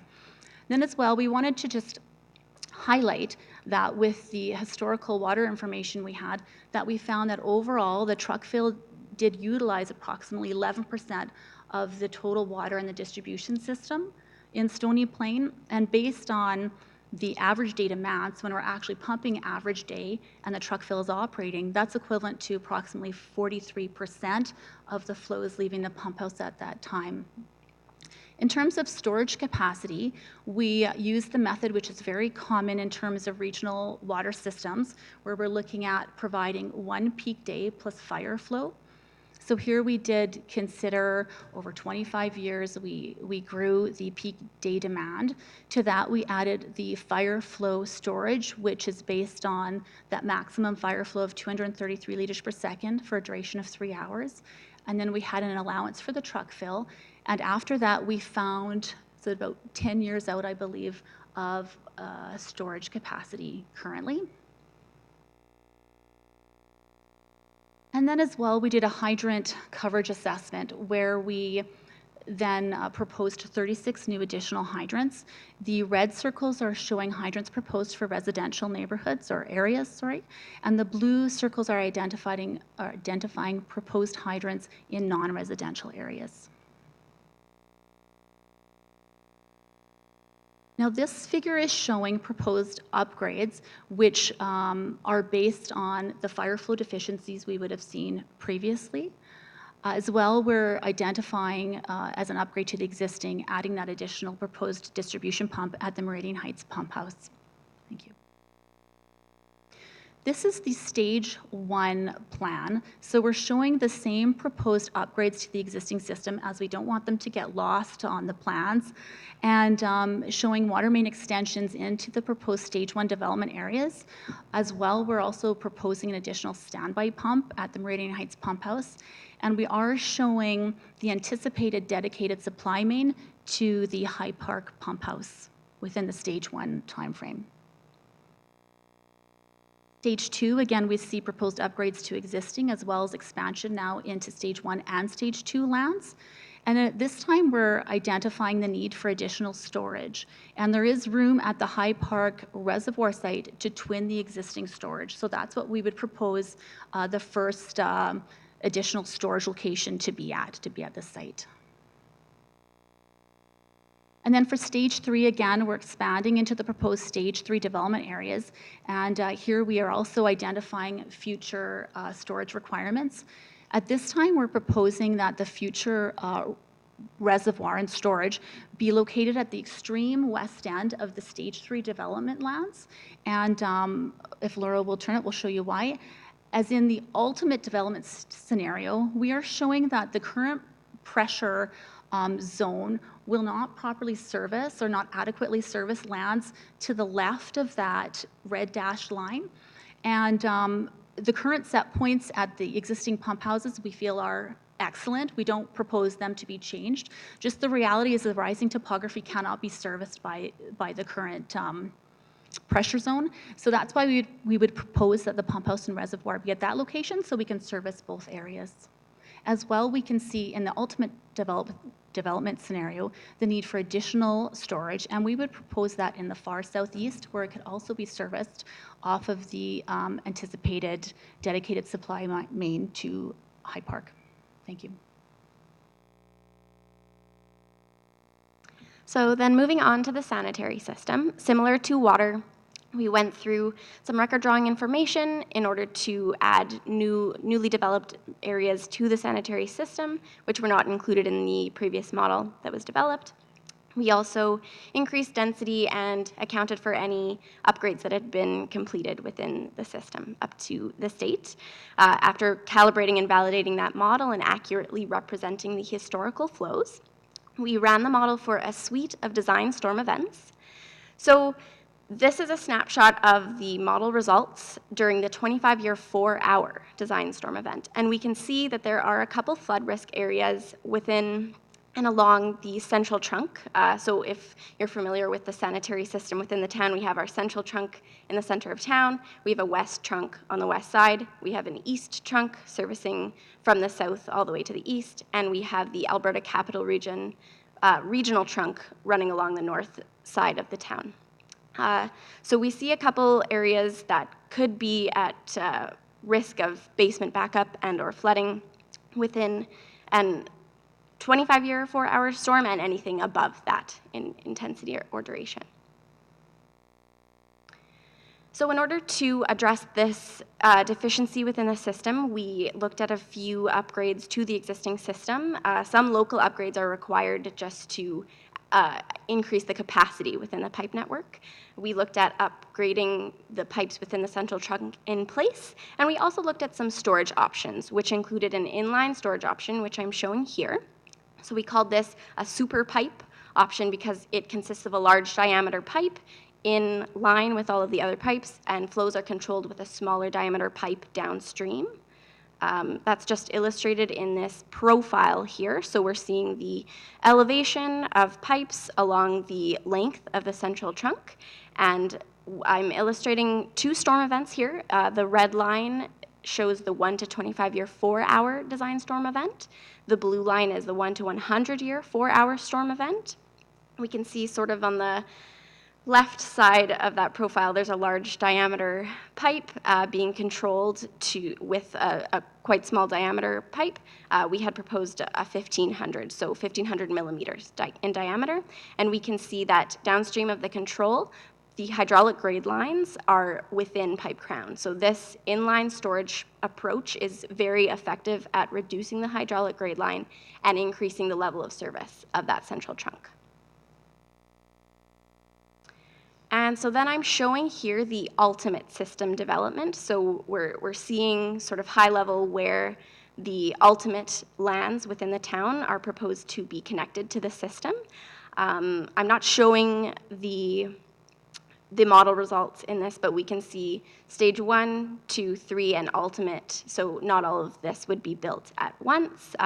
We do also show that the proposed super pipe or inline storage pipe is in place along with a few other local upgrades. It's worth noting that the west and east trunks are at capacity for ultimate flows, and the Alberta Capital Region's regional trunk is under capacity for ultimate flows. So I believe that they are aware of a twinning or upsizing that would need to be taking place, and we would recommend that the town is involved in those designs and discussions. Perfect, thank you. So we have developed the high-level capital cost estimates. These are based in 2018 dollars. We're showing upgrades to the existing system, which include the proposed water mains, which we identified on the figure, plus the 36 additional hydrants, and then the proposed distribution pump at Meridian Heights Pump House for a total of $10.9 million. And then in terms of the cost estimates for stages 1, 2, 3, and the ultimate development scenario, we're showing water mains that are 350 millimeters diameter and larger. It's assumed that water mains 300 millimeters and smaller will be covered by the developers during the time of development. So these large diameter water mains and off-site mains and large infrastructure are anticipated to be covered by off-site levies. So for stage 1, we're showing a value of $900,000. So that's water mains plus the proposed standby pump. Stage 2, water mains plus the proposed storage expansion at High Park Reservoir for approximately $4.9 million. Stage 3, water mains plus the proposed West Reservoir and Pump House for approximately $21.3 million. And then for the ultimate development scenario, water mains plus the East Reservoir and Pump House for a total of approximately $25.9 million. Similar to water, the summary of capital cost estimates for the sanitary system first includes the upgrades to the existing system, which includes the local upgrades upstream, as well as the proposed super pipe or inline storage option for a total of approximately $3.2 million. Again, similar to water, for sanitary, stage 1 through 3, all the way to ultimate development, the costs include 375 millimeter diameter mains and larger, which are anticipated to be covered by off-site levies. For stage 1, we estimate a total of $2.6 million. For stage 2, a total of about $6.2 million. Stage 3, just under $1 million. And for the ultimate development scenario, a total of approximately $11 million. So for water system conclusions, we wanted to highlight that this was not a condition assessment, but was a capacity assessment. Again, the majority of locations did satisfy the peak day plus fire flow assessment. There was no surplus distribution pumping identified after retaining one backup pump at each of the 2 pump houses. We found approximately 4,800 cubic meters of surplus storage capacity. We identified that the majority of town has adequate hydrant coverage, and then as well that the truck fill station is a significant portion of the existing system demands. Similarly, the sanitary system was not a condition assessment, but was a capacity assessment for the system. The model was calibrated and validated using 2016 and 2017 flow and rainfall data, which was provided by the Alberta Capital Region Wastewater Commission. The central trunk was found to provide less than a 25-year, 4-hour design storm event level of service. And in order to address these concerns, we looked at a few options for upgrades to the existing system, which included upsizing in place, which we would recommend if the central trunk is in poor condition currently. And if it is in good condition, then we would recommend a storage pipe or inline super pipe to provide some storage and reduce the hydraulic grade line downstream within the central trunk. In addition, the west and east trunks are at capacity for ultimate flows. The regional trunk is undersized for ultimate flows and will require some upgrade. And in addition, the town is required to undertake assessment of their sanitary system and submit a report to the Alberta Capital Region Wastewater Commission by December 31st of this year.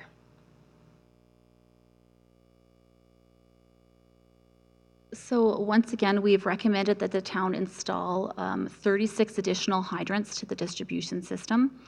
We recommend that the town proceed with the recommended water main upgrades as identified on our figure. As well, we recommend the installation of a 3rd distribution pump at the Meridian Heights Pump House. We recommend that the town monitor and assess pump operating periods, and here we're referring to the operation of the High Park Pump House, and in recognition that it does assist in the overall pressures and ensuring that it's operating during peak periods. We recommend that the town plan for stage expansion of the distribution system and confirm water main sizes adjacent to the Meridian Heights Pump House where available or practical. Recommendations for the sanitary system include conducting a flow monitoring program to meet the Alberta Capital Region Wastewater Commission wet weather flow management strategy requirements, submitting a report by December 31st of this year, conducting a CCTV program inspection of the central trunk to assess its condition, and if the central trunk is found to be in good condition, we would recommend conducting preliminary and detailed design for an inline storage pipe for the central trunk. And finally, the town should develop a wet weather management strategy, which may include sanitary manhole sealing, weeping tile disconnection, or CCTV inspection programs.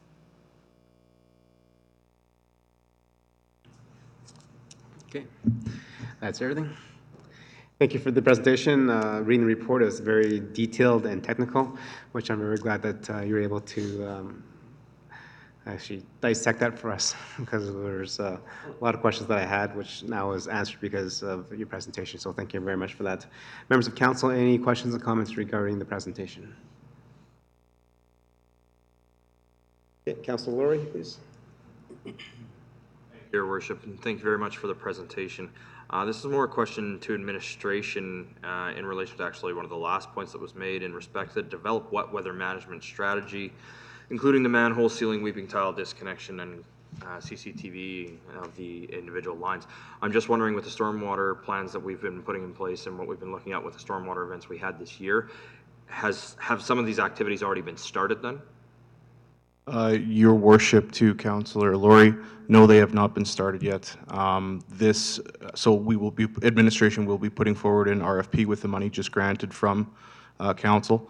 Next spring, the flow monitoring will begin, and the final report will be submitted to the ACRWC.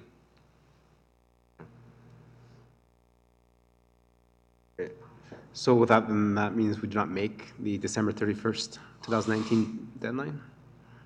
That is correct, Mr. Mayor.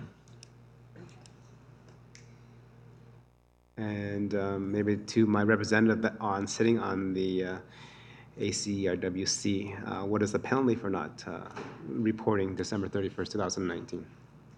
That sort of penalty I'm not quite familiar with, but we'll be asking, I have a meeting coming up here in 2 weeks for another part of that capital region, so I will ask that question. Thank you. And please refer back. General Manager. Thank you, Mr. Mayor. Thank you, Mr. Mayor. Just to supplement, so we would understand that the HRWC would recognize that we have a program approved by council in the next year's budget that would allow us the funds to complete the wet weather strategy. So we have made the assumption that although we are somewhat delinquent, there is a plan in place to address the concern, and that would be sufficient for the ACRWC. Any follow-up, Councillor Bennett? Thank you, Mr. Mayor. This was a very detailed report. I don't even know really where to begin, so I'll begin at the end with the conclusions and the cost. So the recommendations that were listed at the end, with both the water system and the sewer system, when are those recommendations? What's the date? Kind of a chart as to when those things should be done. In terms of the water system, we didn't find anything we considered to be critical. And so we would understand that these upgrades would generally be undertaken when they made sense with the town, when they're working in the area, when there is some local upgrades undertaken in terms of water system, for sure. Yeah, I guess sanitary system is interesting because when you have these large storm events, you do have some inflow and infiltration from them, not certainly as much as the storm system, but depending on how much stormwater is maybe entering your sanitary system through a weeping tile connection or through overland flow that's making its way through pipe cracks and joints, it could be more of an issue. I guess, and maybe I'd defer to John for that a little bit with the storms that just occurred.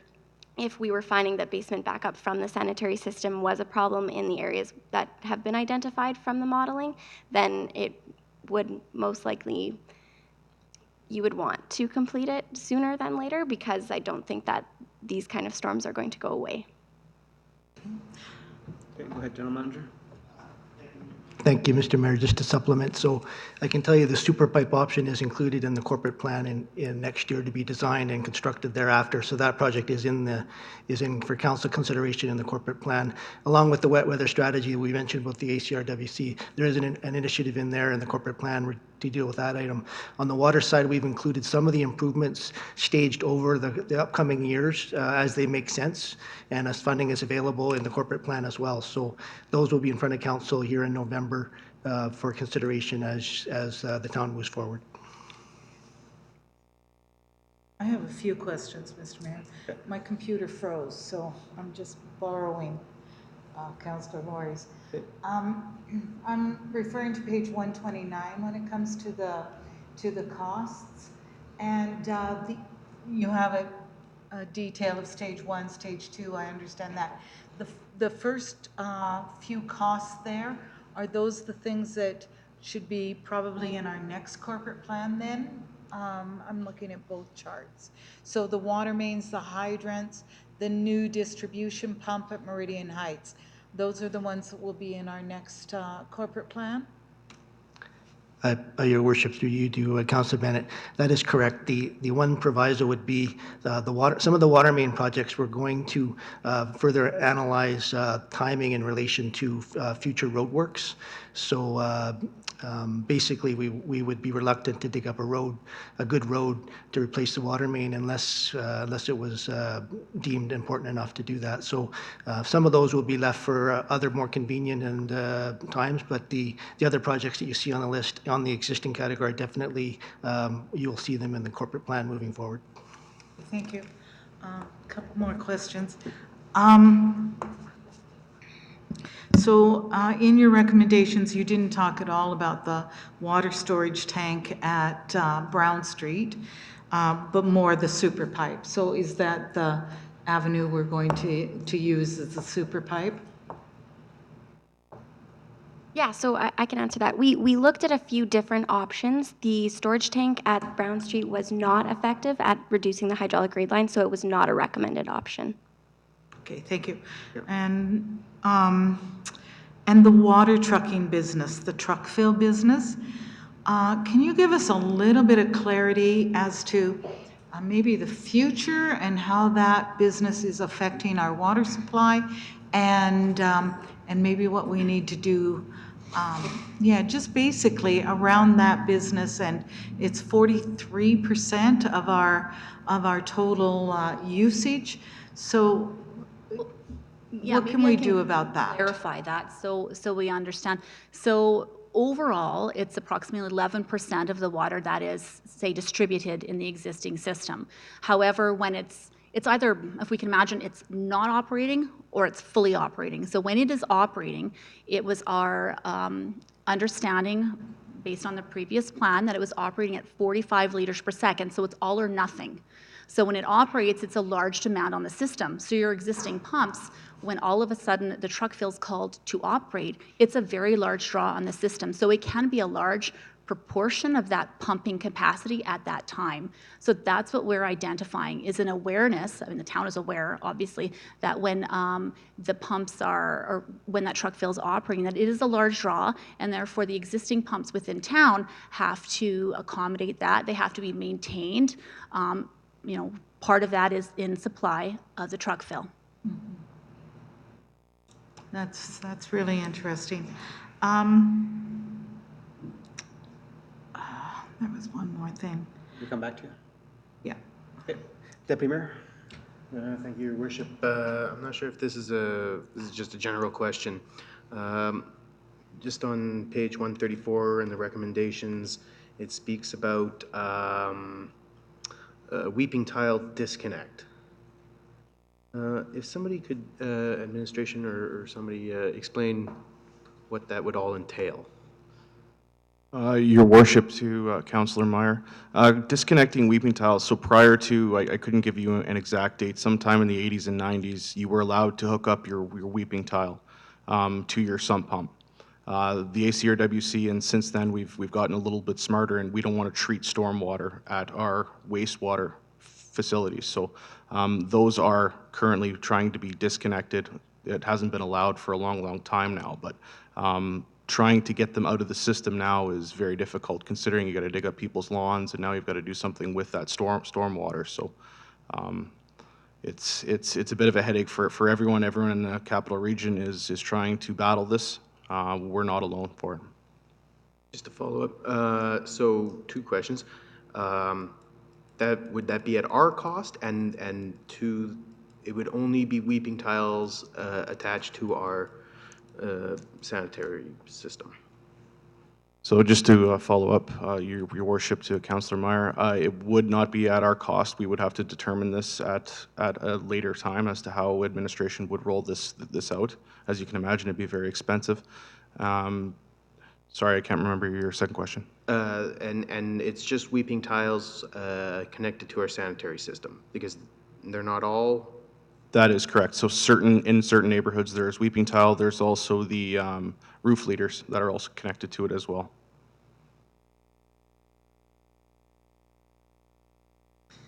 Okay, Councillor Bennett. Mr. Mayor, all due respect, this was a huge report with a lot of detail that went zoom right over my head. And thank you for the pictures and the charts because that helped me.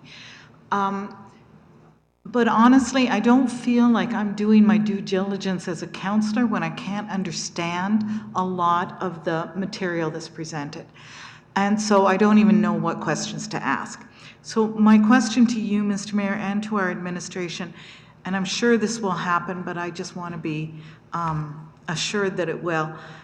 We need this brought back to us in bits and pieces so that when we actually have to make a decision about something, that I can be thoroughly confident that I'm making the right decision.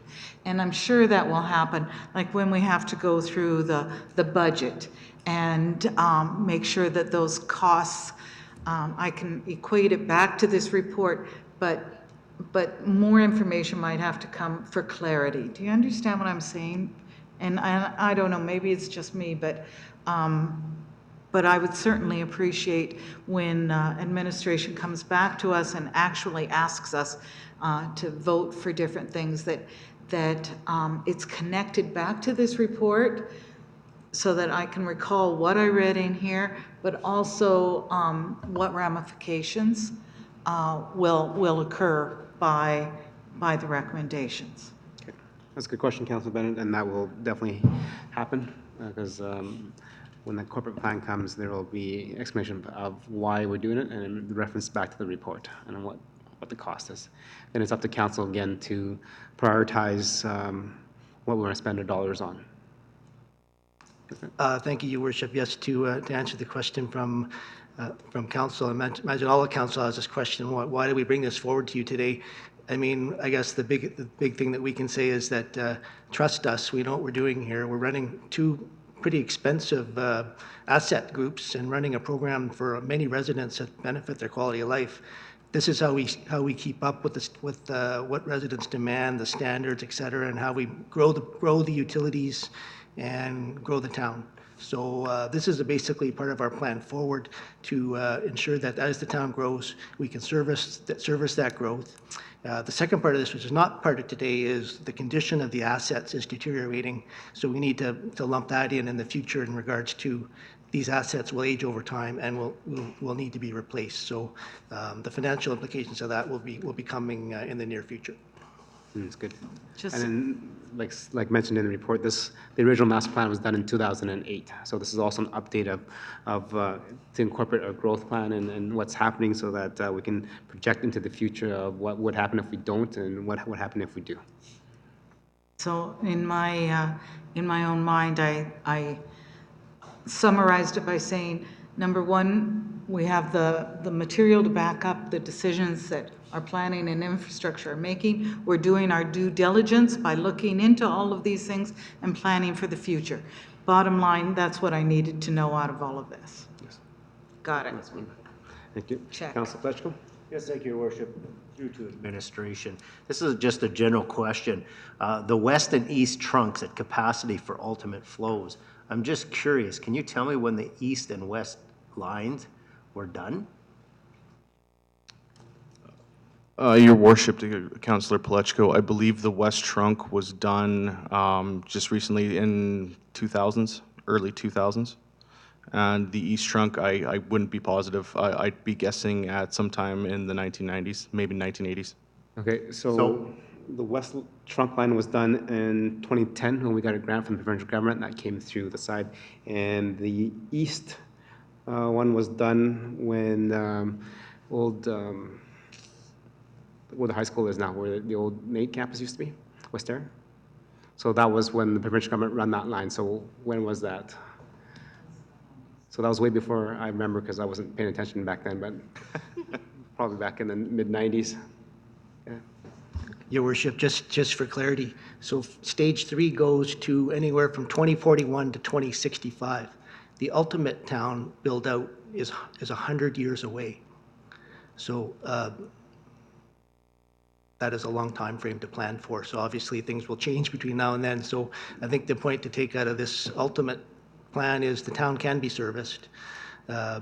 as the town grows through the next 100, 150 years, some of these things will get built, and maybe some new improvements will come along the way as well, which will change the plan.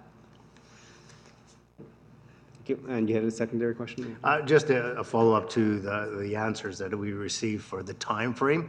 It's about 10 years that the West was done, and it's already at its ultimate flow and capacities.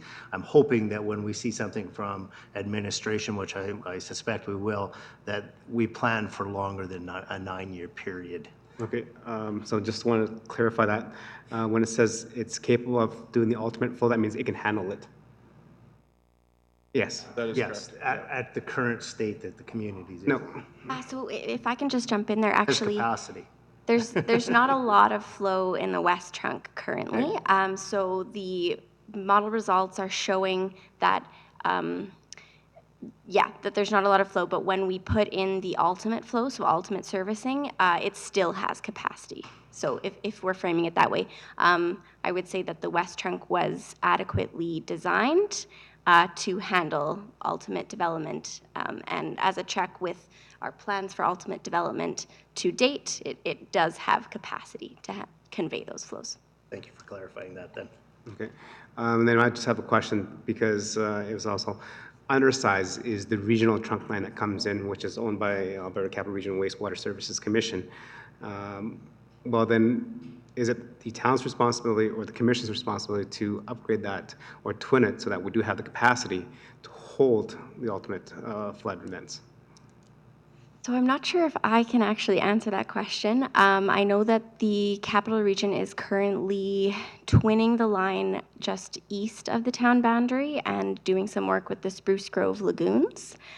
They are aware also, because they have models for all of their member municipalities, that within the town of Stony Plains boundary, they do have some deficiencies for ultimate flow. So I guess we, through this report, are just recommending that the discussion is opened as soon as possible, because both parties should be involved in the design and how it's being serviced and what you need to achieve through that.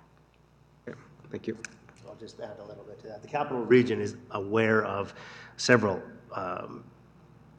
upgrades that are required to their system, and they're looking at that as well at this time. So there will be a plan coming forward through the Capital Region. I can't tell you whether that'll be a cost related to us putting it in at the Capital Region or us at the town of Stony Plain, but I'm sure there will be a cost associated with it for the rate that comes along with it. So somewhere along the way, somebody pays for it. Thank you. Any other questions or comments? I do have a question. In your modeling and even in your presentation, you mentioned usage rates, flow rates, etc. But you actually separated and you actually pinpointed that a truck fill station, when in operation, uses 43% of the flow rate that we have. Did you do calculations without that and how that system changes? Because you have identified it as a concern. What if it was not there? Yeah, we've, whether as a concern or just identified it, so that 43% is of the average day demand. So if we look at the peak hour demand, it's 3 times the average demand. So obviously that percentage goes way down. So under just normal operation, it is that 43%, and that is based on the assumed flow rate at the truck fill station. We didn't have new information this time around. We had previous information, so we are assuming it is the same as we were informed the last time around. So based on an assumed 45 liter per second flow rate, it would be a proportion. So whether it's a concern, obviously it is your infrastructure is affected by it. There is energy costs to pump to pump that additional flow through your pump house. Your pumps have to be sized to provide it. Those are things to be aware of. Any other questions, comments? No, thank you very much for the in-depth report. As mentioned by Councillor Bennett, there is a lot to ponder because there's a lot of technical stuff, but the presentation does kind of make it more succinct and easier to understand. And I look forward to the recommendations coming forward from administration during our corporate plan, and then definitely referencing it to members of council to this report. And then as a council, then we can sit down and to discuss the priorities of our community. And like I said, sometimes things get funded because of where they're doing some road work, so it's a good idea to upsize the pipe. And maybe it's not a good idea because we're not there at this time. Maybe it's 2 years down the road, so that's a good conversation to have with the members of council and administration. So thank you very much for the presentation, guys. Thank you very much. Thank you. Thank you. Okay, before we call a recess and we finish presentations and delegations, Councillor Bennett had some special guests in the audience. I'm sorry, Councillor Bennett had marked down and I didn't acknowledge you first. Would you like just to acknowledge who was in the gallery, because they might be here next time as well. So. Yes, Mr. Mayor, thank you. My daughter and my grandson and granddaughter were here from Issaquah, Washington, and I got a couple pictures of my grandson sitting in this seat when we had a tour of the office earlier this week. But also, we have a very special guest in my house who is a longtime family friend. She hails from Marlow, Buckinghamshire, England. My daughter lived with her family when she lived in England. And Lorna was sitting in the back. She is a municipal councillor in a rural district connected with Marlow. And so she was very interested in listening to all of our debate. In fact, she read the entire package and asked me questions about it. And I'm sure that, I don't know where she's gone even. I don't know if she decided to walk to my house. But she will be watching the rest of it because she's going to write an article for their local newspaper about the similarities and the differences in the way that business is conducted. Great. Very good. Thank you very much. Members of council, should we take a recess, please? Come back in a moment.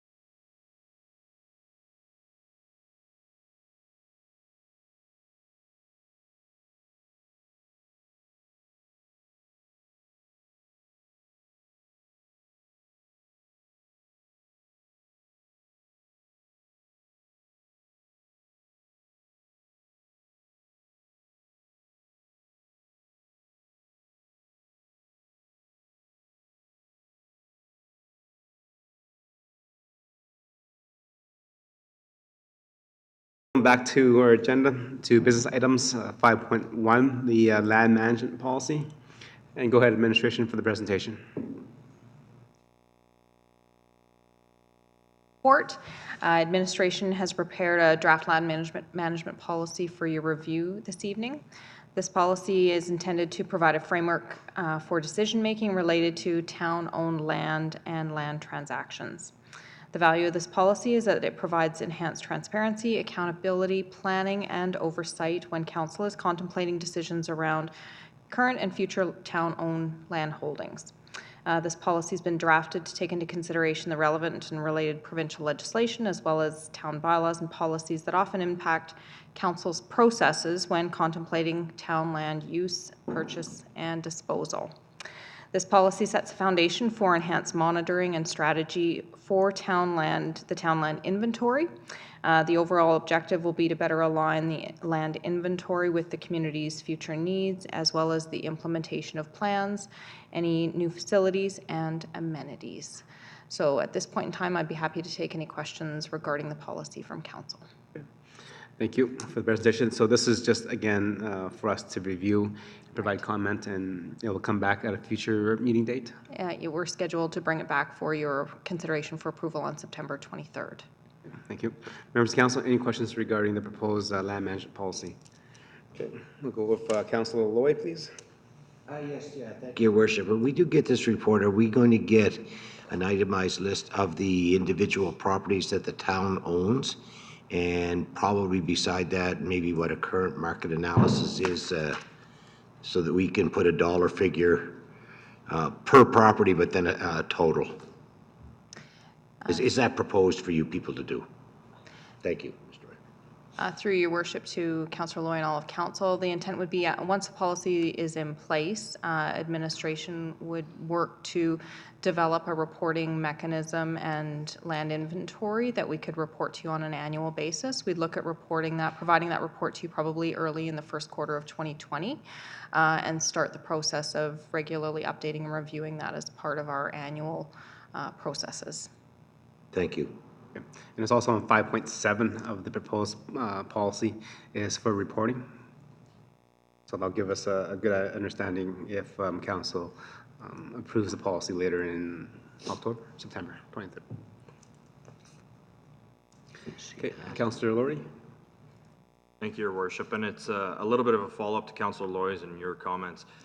In respect to 5.7, and my first question was already answered as to if we would be seeing a land inventory regularly, but it is not actually listed as one of the items in 5.7. So I'm happy to hear that it will be reported, but I do believe that it would be pertinent for it to be identified in 5.7, that is something that will be provided annually to council, in addition to current surplus land holdings with any additional identified lands recommended to be declared surplus. In addition to that, with the value, I'd also like to see that inventory include the planned usage of the lands.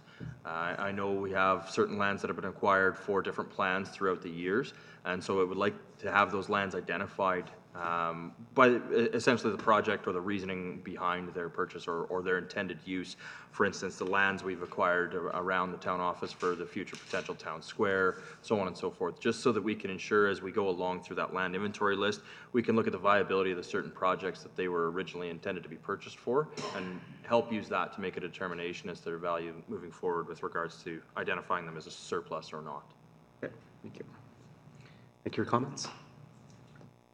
Thank you, Worship. Through to Councillor Laurie, we can certainly, that's the intent as far as the inventory and some of the details behind the intended use. Information of that nature was intended to be included in that.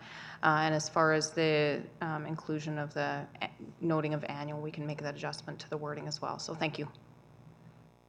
Any other questions, comments?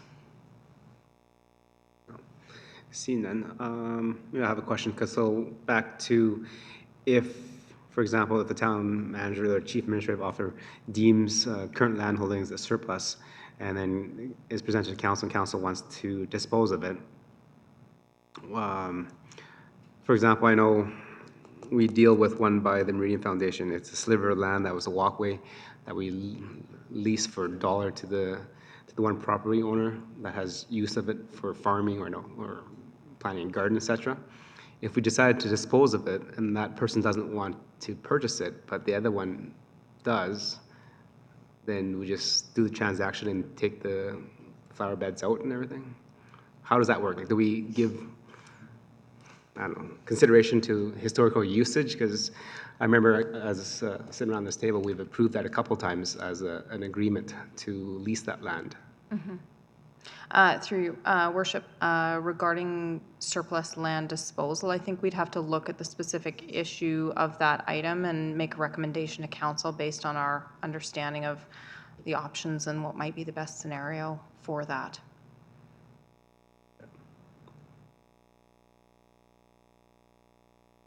Any other questions, comments? I see none, so I do look forward to this coming fully to council for approval so that we do have a land management policy in place. Okay, then I need a motion for that, please. Who has not picked on yet? Councillor Bennett. Too bad your grandson was not here to watch you make the motion. Sorry. Councillor Bennett, go ahead. I move the town council accept the land management policy presentation for information. Okay, thank you very much. Members of council, any last questions, comments? See none, I'll call the question. All in favor? That is carried. Okay, move on to 5.2 is the 2019 utility master plan that we just had a presentation on.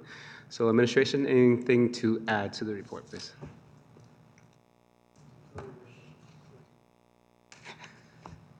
Pardon, I couldn't hear you. No, Your Worship, we do not. My apologies, the acting CEO is not quickly on the ball, not pushing the mic button, so I think it's needs to be just a learning thing, curve. Okay, members of council, we've seen a great detailed report for the 2019 utility master plan.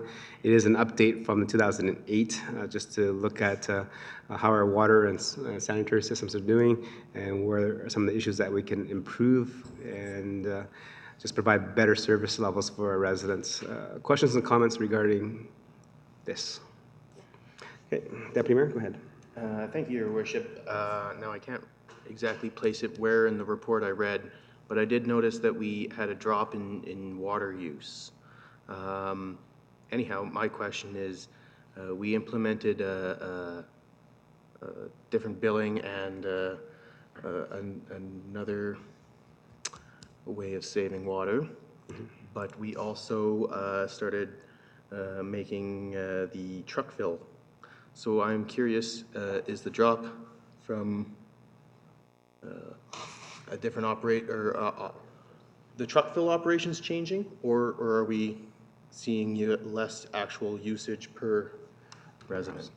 Yes. So just through my time on council, I'm administration can add to that, is actually we've been very good at trying to promote water use and water conversation with the residents. And even though our population has increased, our overall water use still remains is a decrease because we've actually we had a low flow toilet program in the past. We've had some other initiatives to help people be a little more water wise because we don't want to send all that water down to Alberta Capital Regional wastewater because they have to treat that and it goes back in. So the less that we use, the better it is for the entire environment. So maybe administration can actually provide, add to that. Your Worship, all that I would add is we have noticed consumption has gone down this year. And so it's, there's a number of factors that go into that, like the mayor has indicated, less consumption being used. I think also this year with the wet weather outside, you're not seeing people water their grass, which would definitely impact consumption this year. I haven't looked directly at the water fill station consumption, but, they continue to operate and be a large user of the system. Councilor Bennett. Thank you, Mr. Mayor. In reading this report and in this discussion, I'm becoming more and more concerned with the water usage of that truck fill and wondering if the town should start working with the truck fill to make sure that the water, that they are also using some conservative measures to decrease the amount of water that they're selling. And again, Mr. Mayor, most of that water is going to our rural municipality. And I guess as long as they pay the bill, but it concerned me when I read how much is actually being used by that truck fill. Should we start working, Mr. Mayor, with that business to reduce that amount? Yes, actually, if council turns to page 151 of 337, and I think this table addresses the comment made by Deputy Mayor and yourself. If you look at the 2016 numbers for total water usage in 2017, so there is already a decline, even though our population continues to increase. So the average daily water usage has gone down. Right. My question is, are we working with the truck fill? I think. Should we start I think the working? question is not with the truck fill. The question is with the residents of Parkland County that are getting serviced by the truck fill is, do they have water conservation methods as well? Do they have low-flow toilets? Because with the initiatives that we did in our community, it has shown a decrease in the usage of our water. If people are still using and have that demand, well, they're going to get that water from somewhere.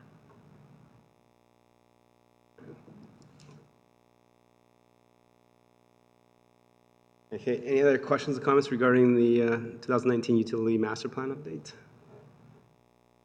Okay, see none. Administration, so you mentioned earlier that there'd be some of these recommendations coming forward in the next corporate plan.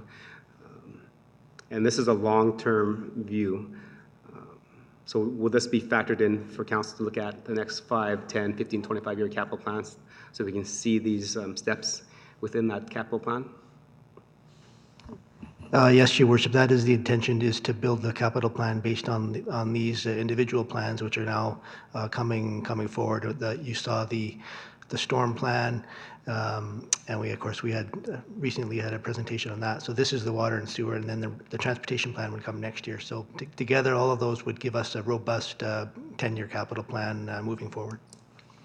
And then my question, because of the dollars that are required to fulfill all the recommendations over the next 50 to 100 years, because this is a utility service that we provide for residents, then those costs incorporated in the user fees that are charged to the residents? Your Worship, yes, these costs are built into the utility rates and paid for by the utility customers who benefit from the services. Okay. And then so through our corporate finances and borrowing capacity based on the provincial government, if we needed to borrow money to complete a project, that'll be money that's borrowed that is paid for not through the tax base but through a user fee. But does that also impact our ability to do capital projects within our community, such as road improvements, rec center, upgrades to existing buildings, etc.? Your Worship, yes, it would go against your total borrowing limit. So whether it's utility or tax base, that limit set by the province, it would be all encompassing. So in sense, when you're borrowing, they would be competing against one another. How it's paid back would be different. So the utility projects would be paid by the rate. Any of those other capital projects that are typically funded through the tax base, they're paid back through that side, but it's that debt limit that is together. You look at it as one. Your Worship, just to supplement and maybe reiterate one of the points that was mentioned by the presenters, that the costs that you see in the presentation today for the different stages, those are the off-site costs, which will be included in levies in the future. So the development community would pay for those costs through the levies that they pay. Now there is a potential that the town might have to front-end certain projects, which would then be a requirement for the town to come up with the borrowing or the reserves or whatever. But a substantial amount of these growth costs, or all of the growth costs, would be funded by the developers through the levies that would be updated, planned to be updated in 2021. Okay. Okay. Set levies. Okay. Anything else from council? Okay. See none. Council Pletchko, please. Yes, thank you, Your Worship. The Town Council accept the 2019 Utility Master Plan for information. Okay. Thank you. Last comments? See none, I'll call the question. All in favor? And that is carried. And moving on to our information and council discussion before we move into closed session. Councilor Laurie, please. Just one thing this evening. We're doing a little bit of looking in respect to some of the lands that were owned by Reed Worldwide in the town of Stony Plain here, particularly the developed lots that are adjacent to the fourth hole in the Stony Plain Golf Course. A little bit of research into those lots shows that on November 2nd of 2017, the Court of Queen's Bench, Alberta, granted the order of receivership order appointing Alvarez and Marshall Canada Inc. as receiver and manager of all current and future assets, undertaking, and properties of Reed Built Homes, Reed Worldwide Corporation, and so on, so on. In this order, basically, they are specifically looking for offers to purchase for the assets of Reed Worldwide, Reed Built Homes, the numbered companies, etc. Specifically, it does list in there the development under the development properties, Stony Plain, Fairways North, 44 acres of land under development located in Stony Plain, Alberta. And then I would assume also some of the lots that they put in the home and lot inventory as well would be the lots that are completed and ready to go. According to this document, the timeline for the process was from January 22nd to March 9th of 2018 was supposed to be access for potential buyers to view the data, view the properties, etc. March 9th, 2018 was the deadline for submitting offers. March 9th to 23rd, the receiver was negotiating with one or more parties. And on or before April 12th of 2018, A&M was to seek court approval for preferred offers. To date, we have not heard any information in respect to this land, who owns this land, these lots, etc. And I'm wondering if administration has any information in respect to that, and if they don't have any information in respect to that, what the process would be. This is some land that's incredibly valuable, in my opinion, to the town in respect to good developable land, some of it which is ready to go. It's a highly desirable location, and the fact that it's sitting with absolutely nothing happening on it is a little bit disappointing, and I'd like to see if there's anything we can do or any information we can get that would help us move something forward there. Thank you. Does the administration have any comments?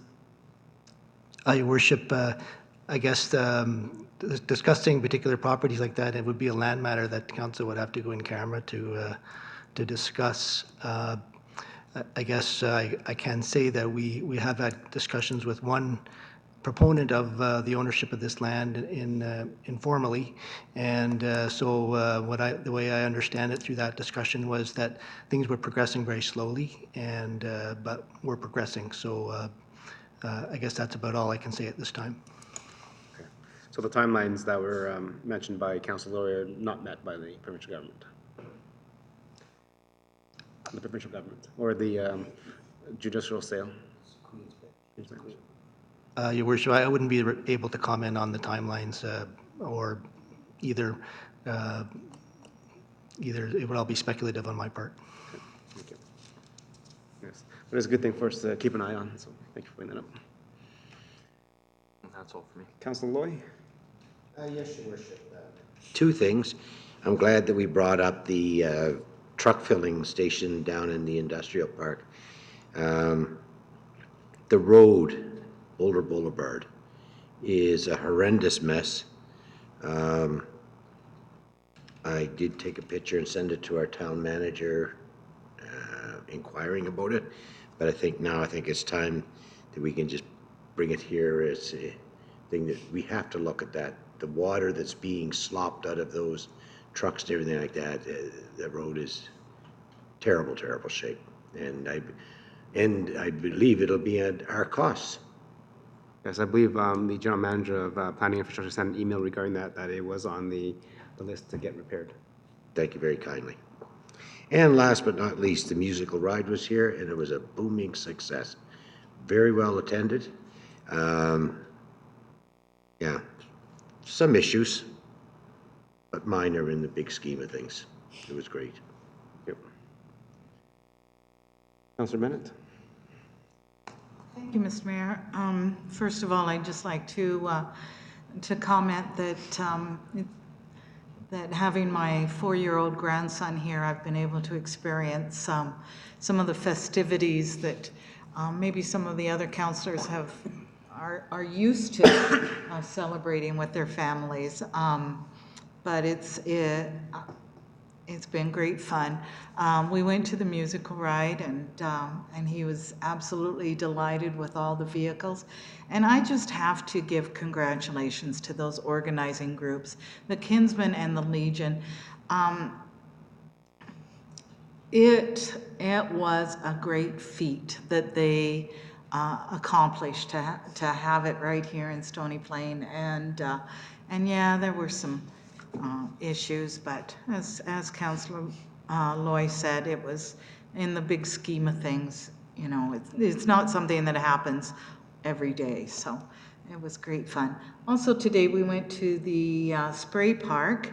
I promised Robert that would be one of the things that we did when we were here, and then I hoped and I prayed that the spray park would still be open, and it is, and it wasn't turned on when we got there, but the pool staff came out and turned it on, and he had a wonderful time. I have to say the whole base of that water, that spray park, is so clean that my 11-month-old granddaughter could crawl and go through the water herself. So well done to our swimming pool staff on maintaining that and for having it open today. And then also, Mr. Mayor, I wanted to bring forward an article that I read a couple weeks ago in our Stony Plain Reporter, but it's was published in the Edmonton Journal on August 12th, and that the author of that was Elise Stolt, and she talked about she was pretty disgusted with the amount of fencing that goes up around vacant lots and how then they're left to be weed infested, and she had a great deal to say about the city of Edmonton letting those properties sit. That's something that has also concerned me for a very long time. I think I brought it up probably my first year on council and then kind of let it go. So this reminded me. And in this article, it mentioned that St. Albert has created a new taxation for any residential property without a valid development permit 7 years after subdivision. The tax rate is 25% higher than for developed property. It seems to have helped. There were 28 vacant lots in 2016, and for the 2018 tax year, that dropped to 18. It's always bothered me that owners of land that isn't developed and they let it go to weed. We have there's numerous places around town that have done that. And it always occurred to me that perhaps we could use it as a community garden or some kind of space that the community could benefit from instead of looking at land that is not being developed and is going to waste. But this tax of a little bit more for those kinds of properties, that struck a chord with me. A kind of light bulb went off because many of our residents spend a lot of money upkeeping their property and making sure that it's all built properly and our community looks beautiful. And then the people who own property and then do nothing with it have the same tax levels. It doesn't seem balanced to me. It doesn't seem fair. So I'm wondering if we could look at some kind of vacant non-residential land tax. And Mr. Mayor, I'm going to refer to you for guidance here on how we could proceed with the same kind of tax law that St. Albert has gotten. Okay, thank you for bringing that forward, Councilor Bennett. So you're looking for a vacant non-residential or vacant residential? So those are two properties, different properties we're talking about? Residential property or non-residential property? So we're looking at industrial commercial or we're looking at residential? Both. Okay, so it'll just be a vacant land Yes. tax, not residential or non-residential? Right. Okay.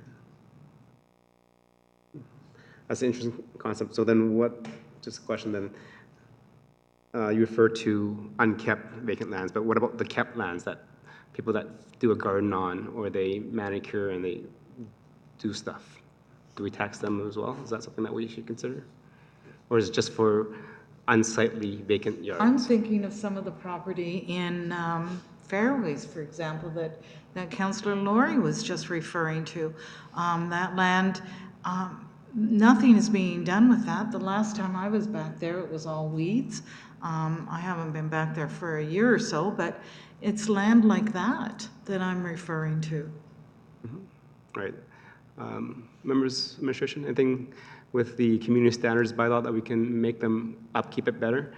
But then also we have to be careful because, again, we're talking about private land that's owned by somebody else.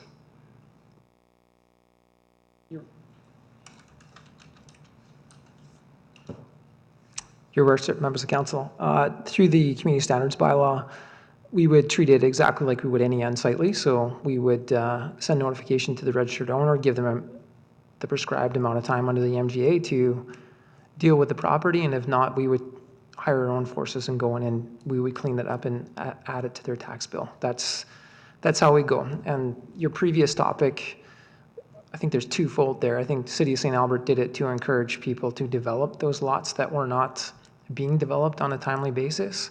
And then the second issue is the maintenance of the lots not being developed regardless of time. So a couple issues there, and I think probably if I jump in, we have a really good connection sitting to the right of me that could probably get a copy of that, and we could look at it and see it had value here and then distribute it to council somehow in terms of whether or not it's an option for the town of Stony Plain.